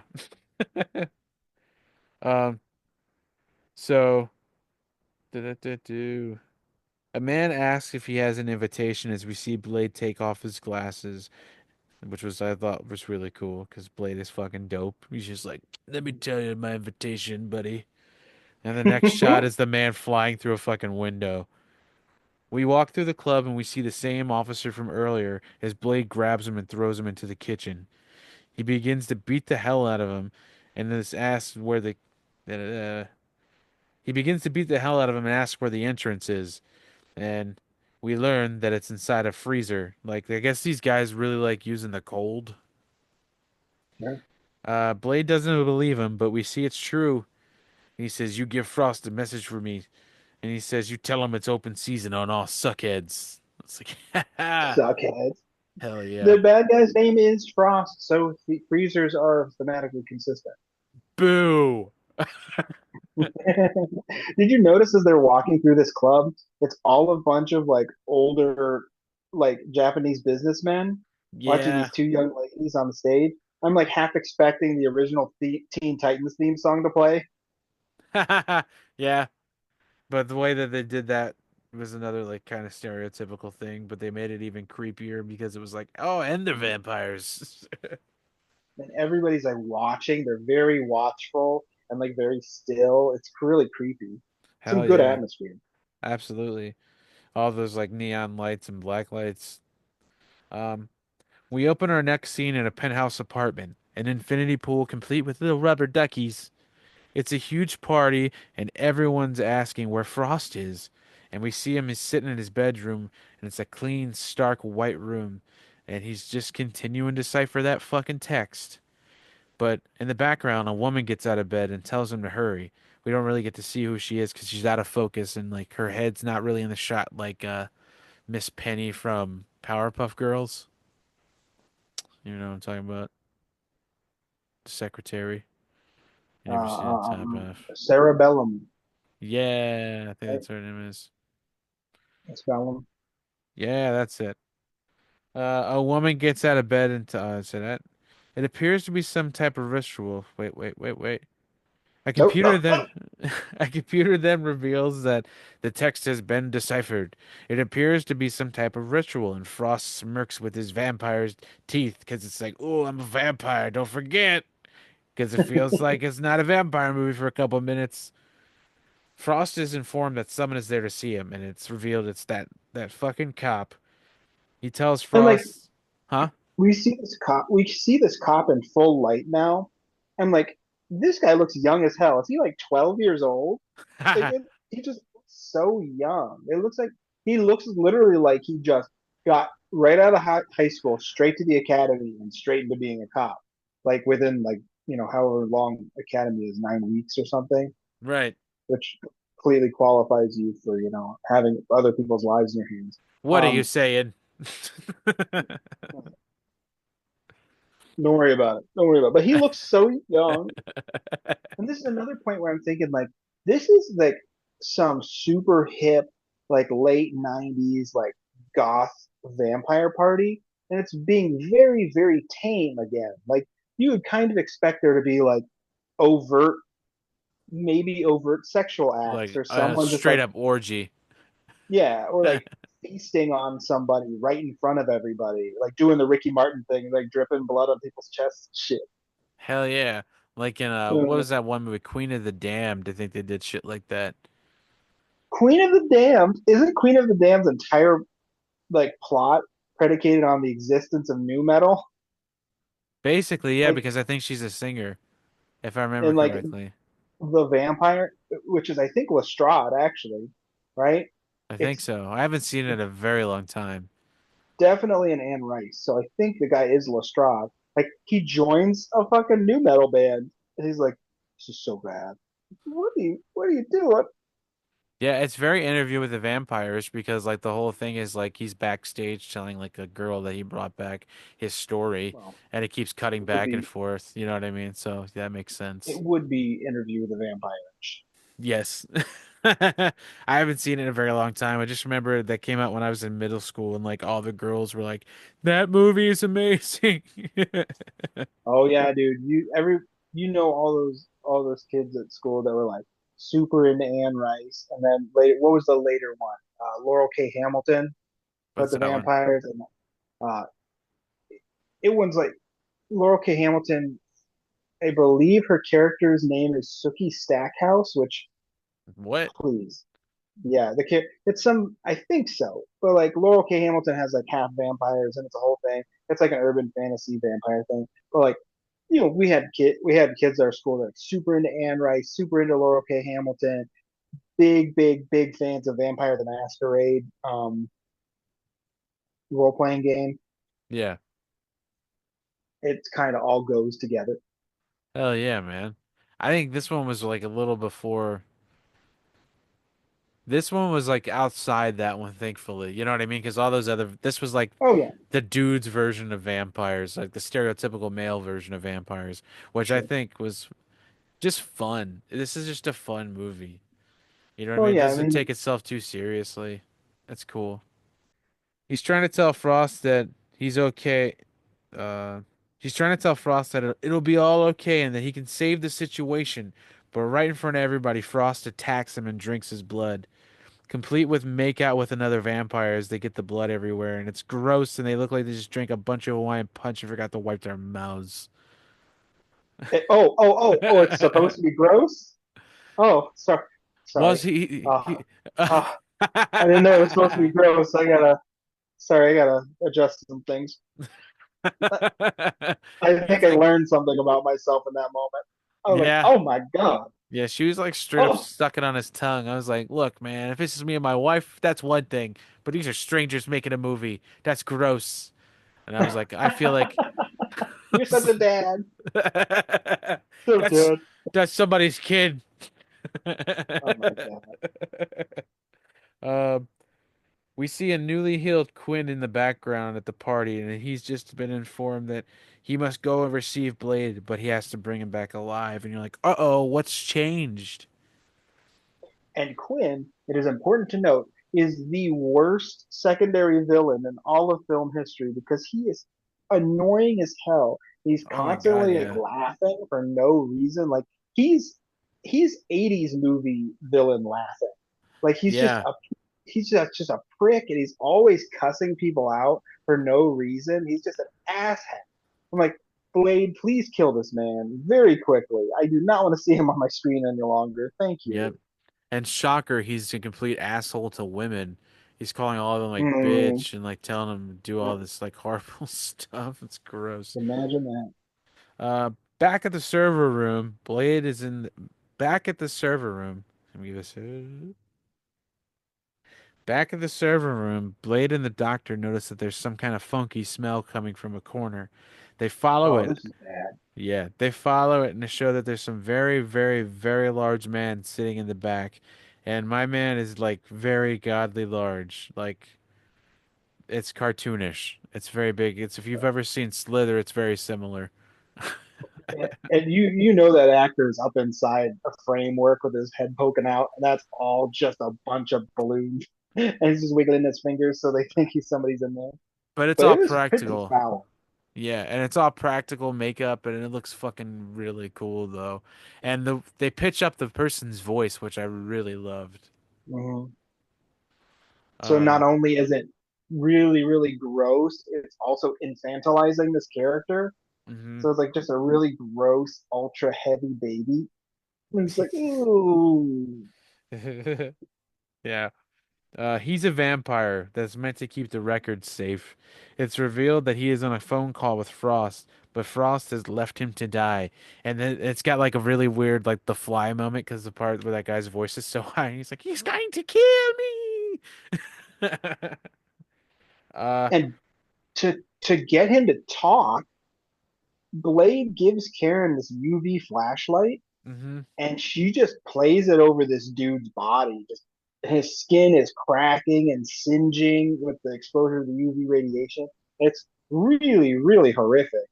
Like, oh god, that's pretty bad. And he's like Yeah, screaming and shaking. It's very, very I was kind of grossed out by that. yeah, it was pretty intense. And Blade's like, if he moves, blast him.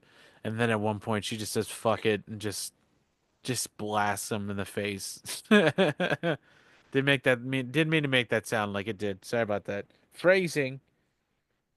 Um dip, dip, dip, dip. As she plays with the strong UV light that Whistler gave him earlier, he asks what's behind this secret vault door that they find. Bu- bu- He walks into the room after exploding the door and finds that there's pages of the Book of Erebus, the Vampire Bible. He says that he thought there was only stories of this, a legend, but it appears to be real. As they're looking through the pages, Blade senses that someone else is in the room, and he sees a little girl running around. I like the way that this was shot because you can tell it was like Blade was advancing on her and he was trying to move stealthily between the pages. It was really cool. It looked This set was really, really cool. Yeah, They must have taken inspiration from a museum display or something because it was very, very much just displays of these giant unrolled scrolls hanging sandwiched between two panes of glass, like all lit up, all nice amongst this room. It was really, really neat. I think I remember going to a museum and seeing like ancient pages of some kind of text displayed like that. And they might have just ripped that off because it was a really cool effect. And it looked yeah, really nice in me. yeah. It was very museum-like for sure. He uses his stealth skills in a very bloodshot-like way to find this child. But it turns out he's a martial artist. But it turns out she's a martial artist who is also a vampire, and she almost beats the living shit out of Blade. But he's Wesley Snipes and it doesn't work, and he kicks the kid in the head. I love a good He fight just scene. straight up boots her. It's fucking great. I love a good fight scene with barely any score underneath, so you can just hear the action happening. The five dudes then catch Blade and they hold him down as Quinn comes over, stating, "You can slice him, you can dice him, but the Quinn keeps on coming." I was like, was this supposed to be like a rhyme scheme? Like, what happened? Was it supposed to be funny? Yeah. Because it was not funny. Nope. Another vampire picks up his katana, but the hilt explodes his hand. Quinn starts punching him like it's doing some kind of damage, but it doesn't do anything, and Blade just stares him down. Quinn steals one of his stakes and stabs his blade. Quinn steals one of the stakes and stabs Blade's shoulder and putting him against the wall, just like he did earlier, saying, Mhm. "I owe you one." Them to think of it, I owe you two, and stabs him in the other shoulder, and it's just like, God, this is stupid. You are the worst. Like you are the worst. It's supposed like if this was a different actor, maybe if it was written a little bit different, maybe it would be engaging and Yeah, funny, and he would be endearing because that's what you want a secondary villain to like have some kind of charisma. But this guy is just a freaking cardboard box. He's not funny. We've seen Donald Logue be funny before, so I don't know if it yeah. was He kind of plays No, him as like a stoner too, so it's like really, yeah, he's like, yeah, man, yeah, and he's just, it's too hyped up and too like he's trying to be funny. it's just weird because like he has chops, he can do it. Like, what's the problem here? Is it direction? Is it material? Who knows? Yeah, probably a mixture of both, honestly. I feel like it's mostly his choices though. Blade laughs and Quinn says, "What's so funny, Bright Eyes?" And Blade says, "I'm expecting company." And it's revealed that he's got an earpiece signaling Whistler. The wall explodes and Whistler stands in the hole and says, "Did I catch you fuckers at a bad time?" And I was like, "Hell yeah!" Very, very funny. I was It like, was yeah, so get him. it was so That's so cool. good. They escape through a train tunnel where Whistler reveals that he would never let Blade leave without a chaperone, and I was like, "That's some funny shit right there." A train comes by and almost takes their heads off as Whistler explains somebody needs to get him to a goddamn wheelchair. He's knocked off the tracks by an explosion and goes missing for a while. The vampires then advance on Blade and the Doctor, so they jump onto the track, almost touching the third rail and Oh, zapping she the gets shit out of real themselves. close to that third rail. Like Yeah, her face is within inches of the third rail. And I was like, oh, and you hear the it actually hum. skeeved me out. Yeah. Yeah, man, it's fucking intense. Uh, the vampires follow, and Quinn jumps in front of the train, making it across, knocking the Doctor onto the tracks as he comes by. Wait, did I already say that? Yeah, I did. What the fuck? I wrote it twice. But as he jumps across the tracks, one of the other vampires doesn't make it and just gets smacked by the train. And it's so funny because you just imagine the conductor is like, "Oh, okay, he's not having a good day." Quinn and Blade face off. The Doctor sees Whistler escape on another side through a manhole, and it's like very obvious that it's a stunt man because he's moving so fucking quickly. Right. Uh, Blade beats Quinn senseless as the Doctor reaches up and stabs him in the side with his sword. Then Quinn is just like, "You know what? This isn't worth it." And he runs off. Blade grabs the Doctor and grabs Blade grabs the Doctor and grabs him back. What the fuck? Blade grabs the Doctor and pulls them back up off the train tracks. And as the train goes flying by, they quickly escape by Blade grabbing the back of the train. So as it's zipping by, he reaches his hand out and just grabs it. Yoink! He doesn't get his arm pulled out of socket. He doesn't Yes. freaking break poor Karen's neck in the impact. Like everything's fine. He's just strong enough to grab the. I mean, I guess he has vampire strength, but I Karen th doesn't. Nope. She could have got severe whiplash from that. And that's a there's things in superhero movies get me sometimes. Like we don't really think about how fragile a human body is. Like Hmm. know, No, what is never. it? 3 pounds of pressure can like break bone, or Yeah. I think it's 8 pounds will pull a human ear off. So like you Goddamn. see people doing all this insane stuff. That's fun to watch, but like if you really think about how fragile people are, it's kind of like, oh no, don't catch her like that. And then you think, oh wait, this totally happened to Peter Parker, and he learned that lesson. Yeah, right. That poor Only. sad, sad man. Oh my God. Only some people get to experience the real pain of whiplash. And killing your girlfriend on accident because you trying to save her. Yeah, man, I don't like to talk about that because it makes me very sad. No one knows. And then when they go do Spider-Man No Way Home and he actually saves MJ and he goes, "Are you Yeah, okay?" And he's like, "Oh, this is redeeming and it's so sad." yeah. It was pretty emotional because I'm like, oh my god. Yeah, it fucking sucked. That movie's really good. Uh, so we cut back to the foundry or the warehouse, and Whistler starts telling the doctor the story of Blade. He found him when he was only 13 and he thought he was a vampire, so he was about to straight up kill him. And he realized that something was different about him. He was a daywalker. His mother was turning as he was born, making him half human, half vampire, so he can withstand most things that kill vampires, but he also has the strength of them. But he ages like a person. The serum is being rejected by his body now, so the thirst is becoming too strong for Blade. The doctor asks Whistler why he wants the vampires. The doctor asks Whistler why he wants to hunt the vampires, and he reveals that he used to have a family, but a vampire killed them all. He states that he believes that there's something going on in the hierarchy of vampires, and Frost is the one behind it, so they have to stop him. Da-da-do. The doctor goes to find Blade to talk to him and find him in. The doctor goes to find Blade to talk to him and finds him in his room sitting in the dark. She tells him she knows what he is now, and he says, "You don't know me or anything about me. Not human," she says. "You're just a man." He said, "Men don't drink blood." And she says, "Maybe you should let that go." I'm like, You know what? What? And she is kind of right because, like, you can only be so bummed out about something you can't change, buddy. yeah, Like, I feel that. I have to drink blood to stay alive. Yeah, but you're staying alive. You know what I mean? Like, you can not drink human blood. Maybe they can't. Again, I don't know all the rules But for that's the Marvel thing. vampires. Like, that always irritates me because there's ways to drink the blood. There's like in Blade 2, there's a whole like blood donation clinic where they just drink the blood that's donated, and it's like, fine. What's the problem?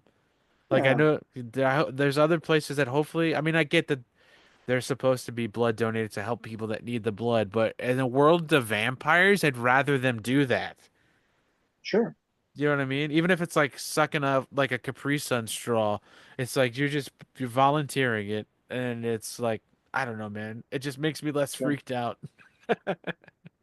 It makes sense, right? But then you have to still acknowledge that the curse is still there, right? They still want to eat you. It's still eating a human being, like even if it is a little more humane and it was volunteered. Like you could sit across from Yeah. a guy and like they're like sipping on your grandma. You know what I mean? Like, Yeah. oh, at any moment he could just get overwhelmed, like drop a glass on the floor and accidentally cut your finger. Yes, it, Buddy that is like fully sated on volunteered blood is now just like wanting to drink you like a milkshake. yeah. See, it's a real Slurp, slurp. problem. It's a real problem that I'm sitting here trying to figure out ways to coexist with the vampires when we should just be getting rid of them. I don't know. Vampires are just people, right? You just have to cope with No, they're undead. They're not people no more, right? I don't know. Let's stop talking about the ethics of vampires. it. Yeah, shit that doesn't matter.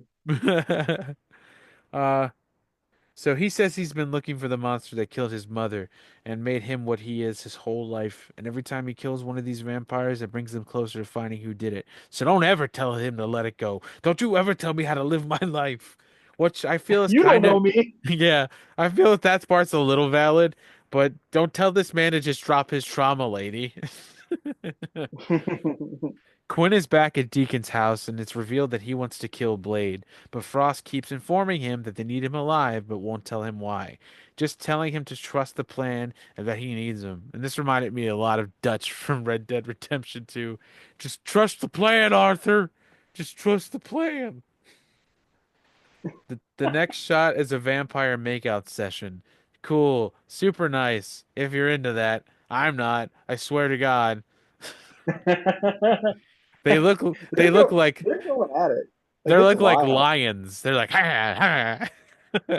I get it. I get it. For real, guys. It's animalistic, but after a while it starts to make me skeeved. It started to turn into that scene from The Lion King with Nala and Simba. And they just start licking each other's ears and shit. Yeah, and they're like doing that Nuzzling. stare that shouldn't be in a kid's movie. Oh my god. Next, we see Frost on the beach with the main board member of the vampires from earlier. The sun is rising, and Frost has his arm around him and asks him if he's ever seen such a beautiful sunrise. But he's pure blood, so Ev knows of course he hasn't. Before this, Frost had smeared some very strong SPF sunscreen on before stepping into the beach, so he's okay, and he's half blood. Yeah. It's, so to avoid combusting in sunlight, you can just put on super SPF. Like what? Well, they Just also go the extra mile, remember? What else do they oh yeah, wear? they are also wearing like motorcycle helmets and uh, head to toe leather, So like you any know good they're hot vampire. as fuck. Sweating so bad. Uh, But they can watch the beautiful sunset. They rip out the canines of the vampire before leaving him on the beach to die in the sunrise. The practical effects here are pretty cool, but it's mixed with a lot of digital, so it's not too great. Frost's Doesn't he cruise, like full on explode?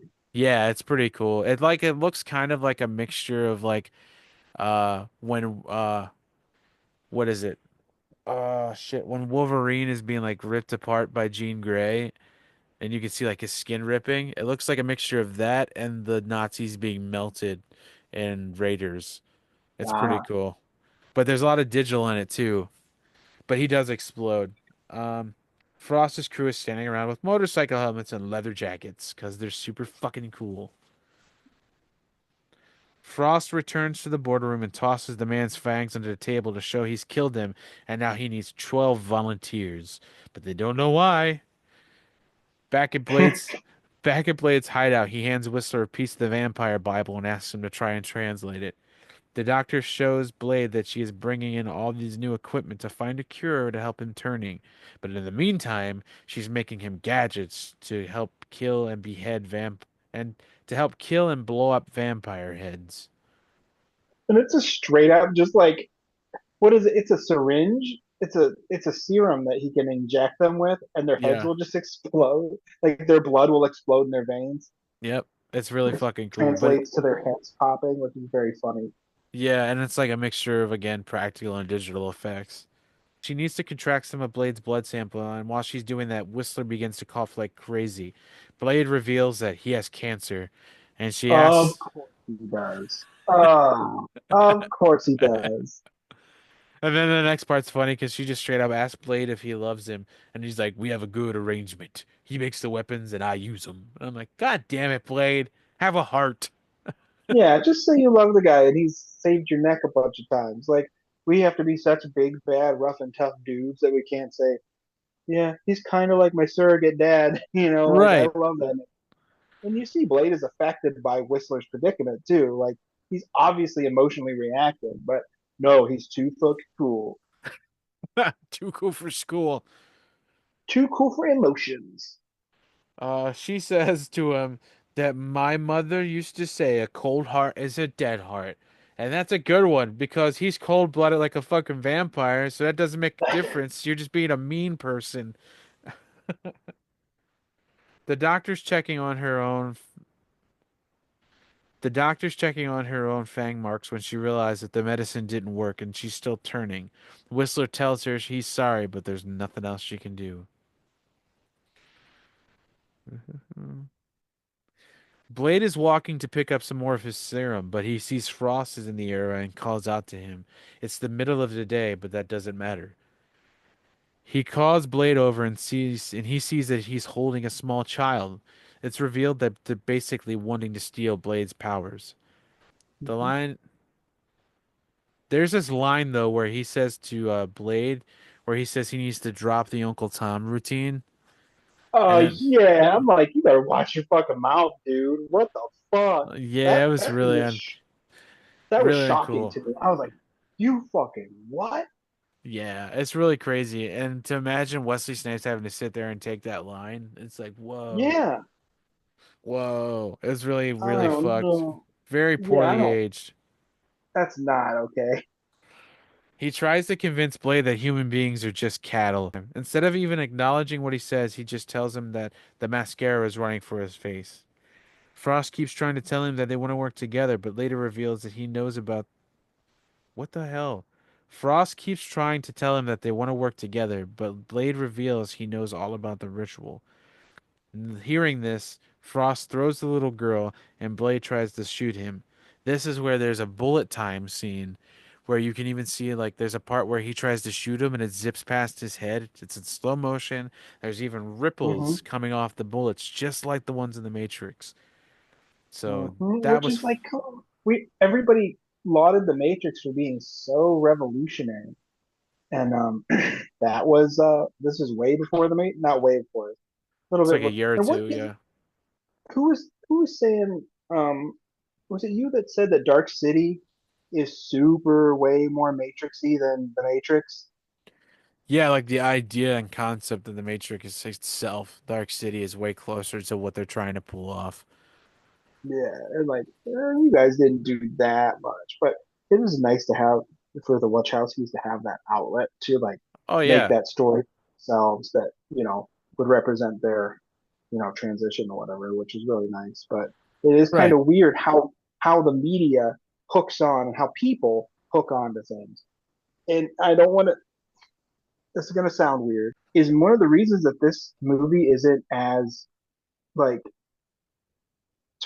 talked about as being revolutionary as the Matrix is that possibly the main character is a person of color, and people are just that racist that they needed Keanu Reeves to, you know, be their POV into this sort of like leather and industrial music For world of sure. we might as well just be in Germany. I don't Yeah, know. I hear you on that. I think that you're It very. really sucks, and I kind of hate that I do because too. Wesley Snipes worked his ass off in this movie. So He's doing a yeah, hell of a job. And this is a wonderful, it's a very not wonderful. It's an enjoyable movie, But like, why did Matrix get so much more attention? I think you're right on that. Because you also have to remember Deadpool was like heralded as like the first comic book movie with an R rating, and it was like, no, No, not at all. Uh, even I knew that, and I didn't watch this. Like, I've never seen this before. I knew, like, no, Deadpool's kind of silly. Like, why would you even say that? yep, nope. Dude, it's got an R rating. Uh, Black blah. Back at Blade's hideout, the doctor has found some type of cure for herself and possibly Blade, but she doesn't know for sure. She drives herself as the vampires inf- She tries herself as the vampires infiltrate the base. This scene is so awesome. It's like retro old school Michael Mann movies like Heat, and it's also reminiscent of RoboCop. I think like with its rawness. I thought this scene was really cool. That was Fro very, very cool. yeah. Frost and Quinn show up and beat Whistler to near death. Spoiler, I should have just said beat Whistler. Let me retake that. Frost and Quinn show up and beat the hell out of Whistler. Blade arrives home and cannot find Whistler, so he proceeds to investigate. That's when he finds the dead body of the vampires lying around. Realizing something's wrong, he continues to look through the warehouse, finding a bloody sheet with a VHS on it that says Play Me. He pulls the sheet off and finds the body of Whistler. Just K, he's talking. Just K, Jesus Christ. JK, he's talking. He informs Blade that Frost took the girl, and also that Frost deciphered all of the text. My favorite part of this is that Blade has this small gauze that he's dabbing the wounds with, and Chris Christopherson is just like bleeding from everywhere, and he has this tiny gauze, and he's like dab, dab, and It's so funny. he's emotionless. uh, he tells Blade that he has the key. He tells Blade that he is the key to everything because he has the He tells Blade that he is the key to everything because he is the blood of the Daywalker, the chosen one. Whistler tells him that he can't let Whistler tells him that he can't let Frost catch him or it's going to be over. He also informs him that he needs to be killed or he's going to turn. So Blade hands him his gun after much, much coaxing from Whistler. This scene is pretty intense and it made me tear up a little bit.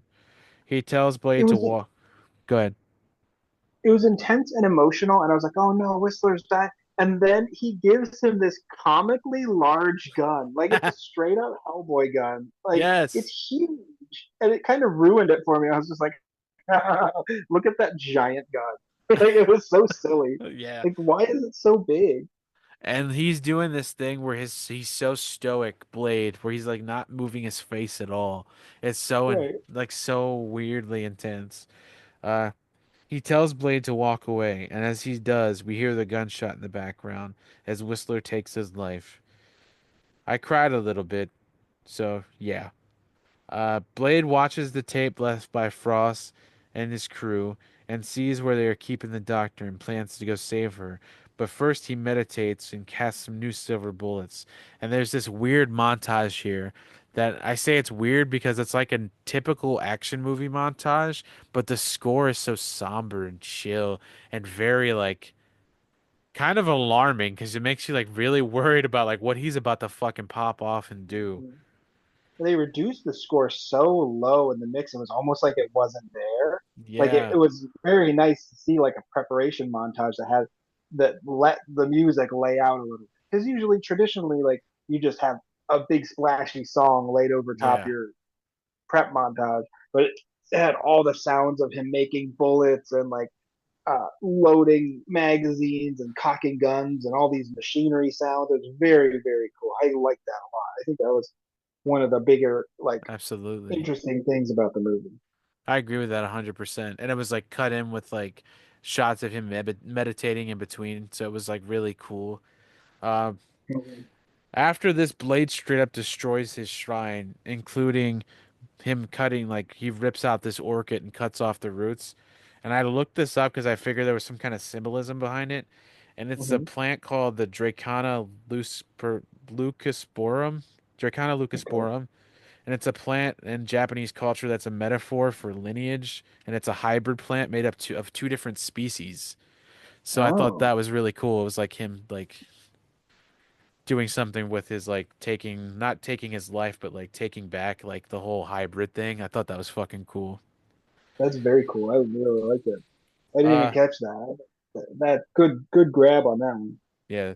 I thought that was fucking awesome. At Frost's penthouse, he's flirting with the doctor, and he's saying some very inappropriate things about her needing a release. And she tells him that he's Oh, basically a oh. sexually transmitted disease. And he fucking crashes out, man. And she's totally right too. Like she's like, yeah, you're like her. It's really You're awesome. gross. He's like, oh man. He's like, you get so pissed off. It's like the typical like alpha male when you're told like I have no interest in you. He starts telling her that they're superior in their race and that the blood god is coming. An officer comes and informs him that they have intruders. And this scene was funny because the actor that they did to do this didn't deliver the line that well, and he's wearing like the stereotypical henchman suit, and he comes in like, "Sir, there's intruders." It's pretty bad. This shot is also similar to The Matrix when the SWAT team is coming into the lobby. There's even a part where like an elevator opens and it's like ding, and they're all waiting. I was like, oh my God. Yeah. But this is different because he comes in with a fucking motorcycle and kills everybody. He's blasting these vampires like a madman. He's just like boom, boom, boom. It's wild. Yeah. It's very cool to see, but like, oh, woo, I don't Well, know. there's a part where he knocks one dude to the ground though that's a human, and he's like, please, I just work here, and he shoots him in the fucking head. Oh shit, I didn't remember that. That's always like, oh, that's the anti-hero part, I guess. Oh But my I get it. god. It's like you work. No, I don't get it. I don't get killing him. I'm just saying I get a little bit of his logic. Like you work for the vampires, she's just as bad. Again, I don't agree with the killing of the man. Uh, Blade comes into the lobby room. Blade is next seen walking down a corridor. He takes off his jacket and he fights these two vampires. No score, just flat out fucking goes to town. But then Pretty cool stuff. at the end of the fight, he pulls out the formula created by the doctor and injects them and explodes their heads. But the way that this happens is so fucking cool. It was awesome. It was like, yeah, let's go. They fall to the head and like their heads overgrow like mutated tomatoes Mm-hmm. and eventually they just pop, but they don't show the heads themselves pop. They show like Blade's back as he's walking away and you just see like the splatter pop up of it. It's like super like gelatinous and oh, it's Oh, it's so cool. great. Uh Awesome blood effects. Blade then enters Frost's office and sees the breakdown of the ritual on his computer. But there's something else. In the room, the bed opens, revealing that Blade's mother never really died. She just turned. While distracted by her, Frost and a bunch of other men come in there and tase him into submission. In a shocking twist, it is revealed that Frost was the one that bit and turned Blade's mother, therefore, Blade himself. Dun dun dun. Oh. Oh, he's his vampire daddy. I thought the concept of Deacon having that really uh technologically advanced coffin bed was pretty cool. Like it works as his coffin, but it's also like a really luxurious bed. Like, Hell yeah. why would all these vampires for thousands of years have to sleep in a coffin? No, you just need a closed box that'll keep the sunlight out. Like, and Christopher Lee's over in the corner, like, I really wish they would have thought of that when I was pregnant. Like, Right. I how was in a uncomfortable would whisk. it be? I was in a wicker basket. Now in confinement, Blade and the doctor discussing him. Now in confinement, Blade is talking to the doctor about possibly taking the cure, but she reveals that he would lose all his vampire powers if he does.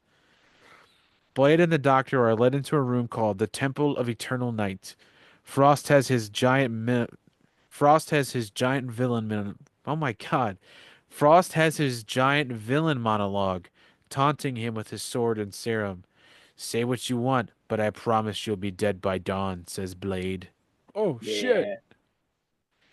Yeah, Quinn this and set is cool as hell. hell Like, yeah. yeah, it looked really, really great. I love me some production design. It looked phenomenal. Hell I was yeah, very dude. excited about the set. It was like marble almost.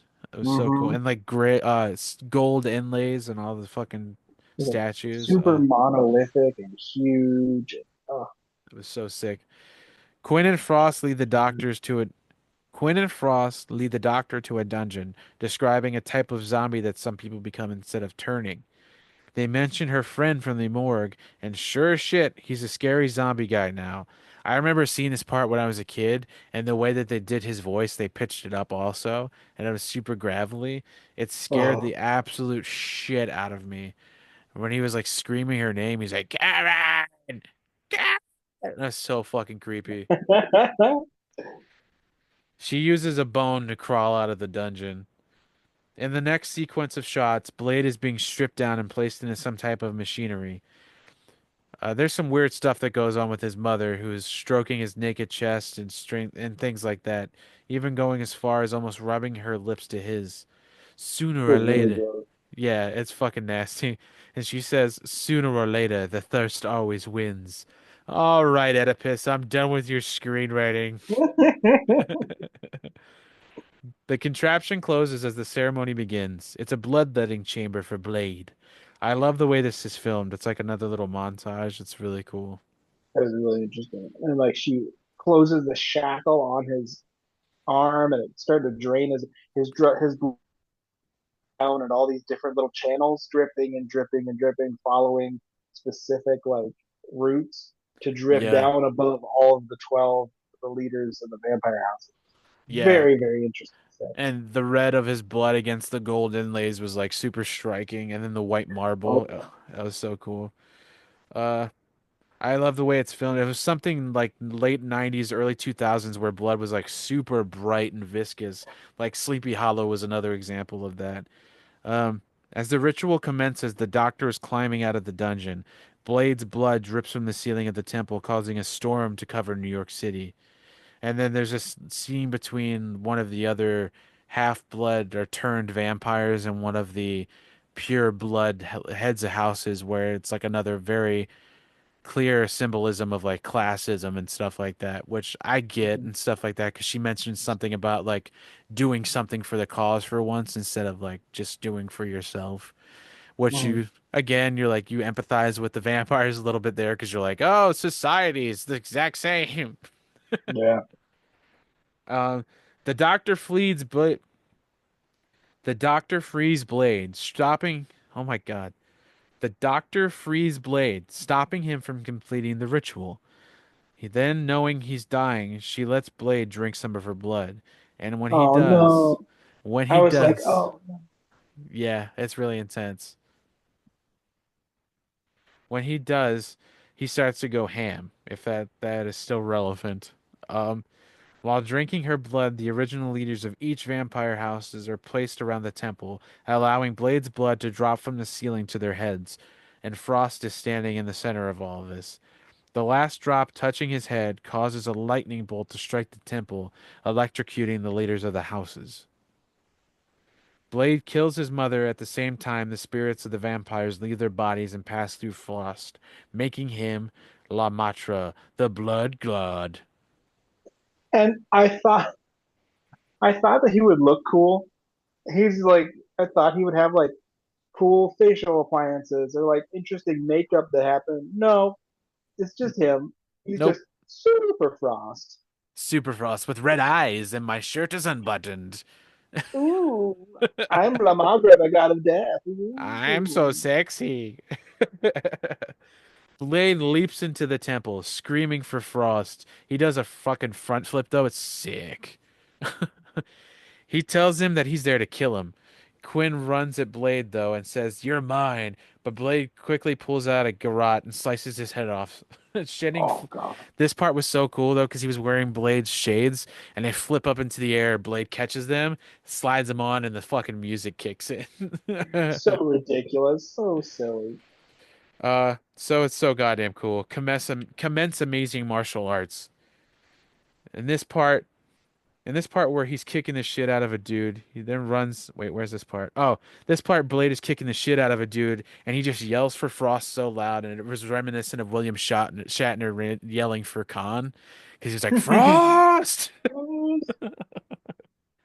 The doctor is attached by the doctor is attacked by one of Frost's girlfriends, and the vampire mace actually works this time because he sprays it in her throat and her head like fucking just Oh, it was more so grisly. more fucking fighting. Let me take that. More fighting, so amazing. Frost and Blade sword fight, amazing. Blade halves him, but he Dino DNA I blood don't, balls back together. I don't know, man. Blade has this moment where he like draws his sword. He gets his sword back from Quinn, and then he has the sword pose. hmm It's like, oh no, don't pose. Just No, fight the guy. you talking about when he does like the wrist flick? Yeah. It's so cool. And he's looking all rad. And you're like, yeah, that looks cool, but like this man is like reincarnated god of death or something. You gotta just stick him with the blade. Just put the pointy part in the bad guy. It's not that difficult. Absolutely. And like he's gonna wait for him to do that cool shit. No, sir. And he's it looked really so like this set with the set behind them as they're like having this big fight. It looked like really video game esque, Hell like a yeah. fighting game stage. I thought it was very cool because we don't get to see that a ton where you get really interesting visuals behind the Right. characters doing the fighting. It's usually just either henchmen standing idly by waiting for their turn to try to attack or like True. it's just a room. But like this looked really cool. 100% looked like a fighting game stage. And I True. absolutely Like a loved boss watching level. it. Mm-hmm. Yeah, absolutely. And it was a cool set piece. Like, oh, it was so fucking cool. Early in the movie, Frost grabs Blade's serum and throws it off, and it gets stuck in a part of the wall. Blade notices it while they're fighting, and he throws his sword up there to get it down. And Frost is like, "Oh, good luck getting it down." But this part is confusing because earlier he uses Blade's sword and like releases the thing, so he knows that it does that, but it's like he forgets for a second, and that the hilt goes off, and it knocks the serum loose, and Blade catches it, and he Very starts, clever. hell yeah, he starts throwing them like daggers at Frost, and they stick thunk thunk thunk. And then he takes one last one and he throws it up in the air and does this sweet roundhouse and kicks it straight into his forehead. Oh, That so sick. was a little silly. It I was a don't little. care, man. It was so Power Rangers. It was great. Oh my god. uh, but right before he does the last one, he goes, "Some motherfuckers are always trying to, some motherfuckers are always trying to ice skate uphill," and he kicks in his forehead. Kab Yes. kablooey. Blade and the doctor climb out of the temple during sunrise, and she says that she needs to get back to the lab so that she can cure him. He says, "You keep the cure. There's still a war going on, and I have a job to do. You want to help Yeah. make me a better serum? You want to help make me a better serum?" Fade to black. Now you think the movie's over, but there's a scene that opens in Moscow. A familiar symbol brandishes a street corner, and a man is walking a woman to a surprise, but he attacks her instead. The attack is interrupted by a voice of one cool motherfucker asking if everything is okay, comrade. Credits. And that is Blade. Yeah. I can't chat. I think we just completed an episode in one episode. We completed a movie Holy in one shit. episode. We did a Holy chat. shit. Put a one in the chat for one episode. One recording. Put a one in the chat. It may be 2.5 hours, but we fucking did it. No. Can I get a hell yeah? Hell yeah. Hell yeah. What did you think about Uh, this movie, Cinema Steve? Cinema Steve thought Blade was one hell of a movie, and that's the bottom line. Hell yeah. I'm glad to hear. I'm glad to hear.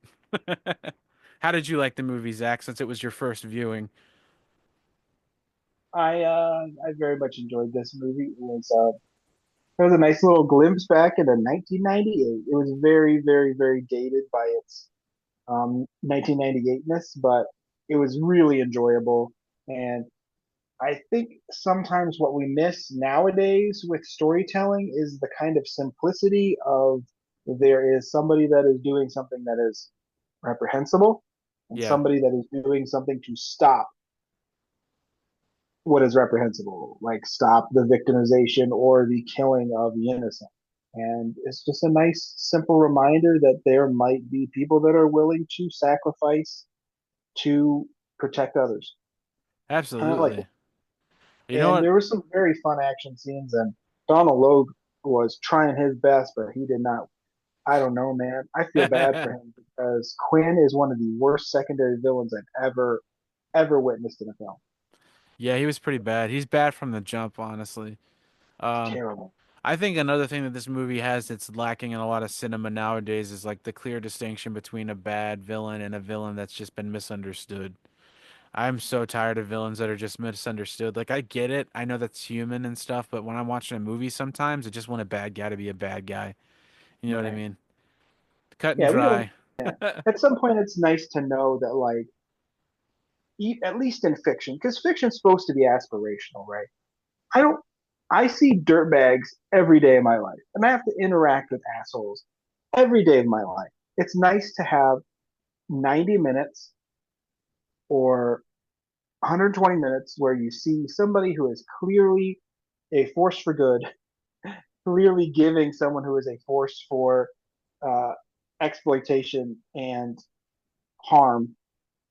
Because I'm not going to use the word evil because I 100% don't believe that there is actual good and evil. There are people that do evil deeds, but like, Yeah, I I hear don't you. know.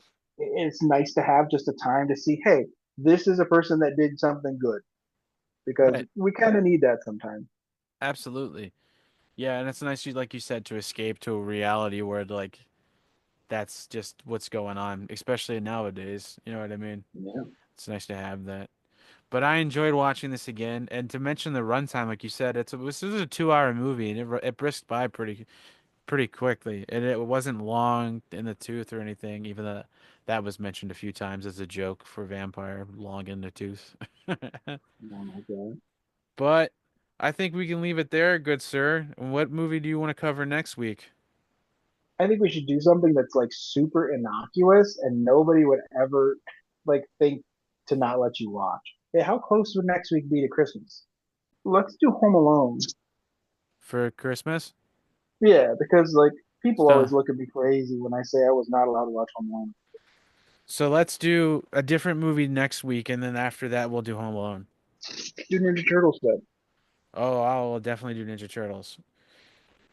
Hell yeah, brother. Let's do Ninja Turtles next week. So join us next week as we do Ninja Turtles. Hell yeah. I'm so stoked to watch it again. I always get so Very happy. excited.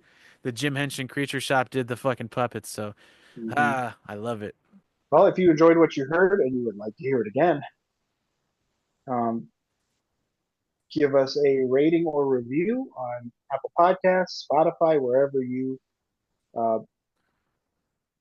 wherever you listen to your podcast. Keep us going, and we really appreciate any input or any feedback. Let us know we're not talking into an empty room, and give us a give us an email at escape us through. Give us an email at Jesus stole our movies at gmail.com if you want to talk to us or suggest a movie. Hell yeah. Just at on Instagram at jesus.stole. I am also on Instagram at Z Reynolds Writes. You give a shit. And you can follow me at underscore DJDMED underscore. Oh, and thank you to Mustard Plug for the use of our theme song, Vampire, which thematically appropriate. So that's great.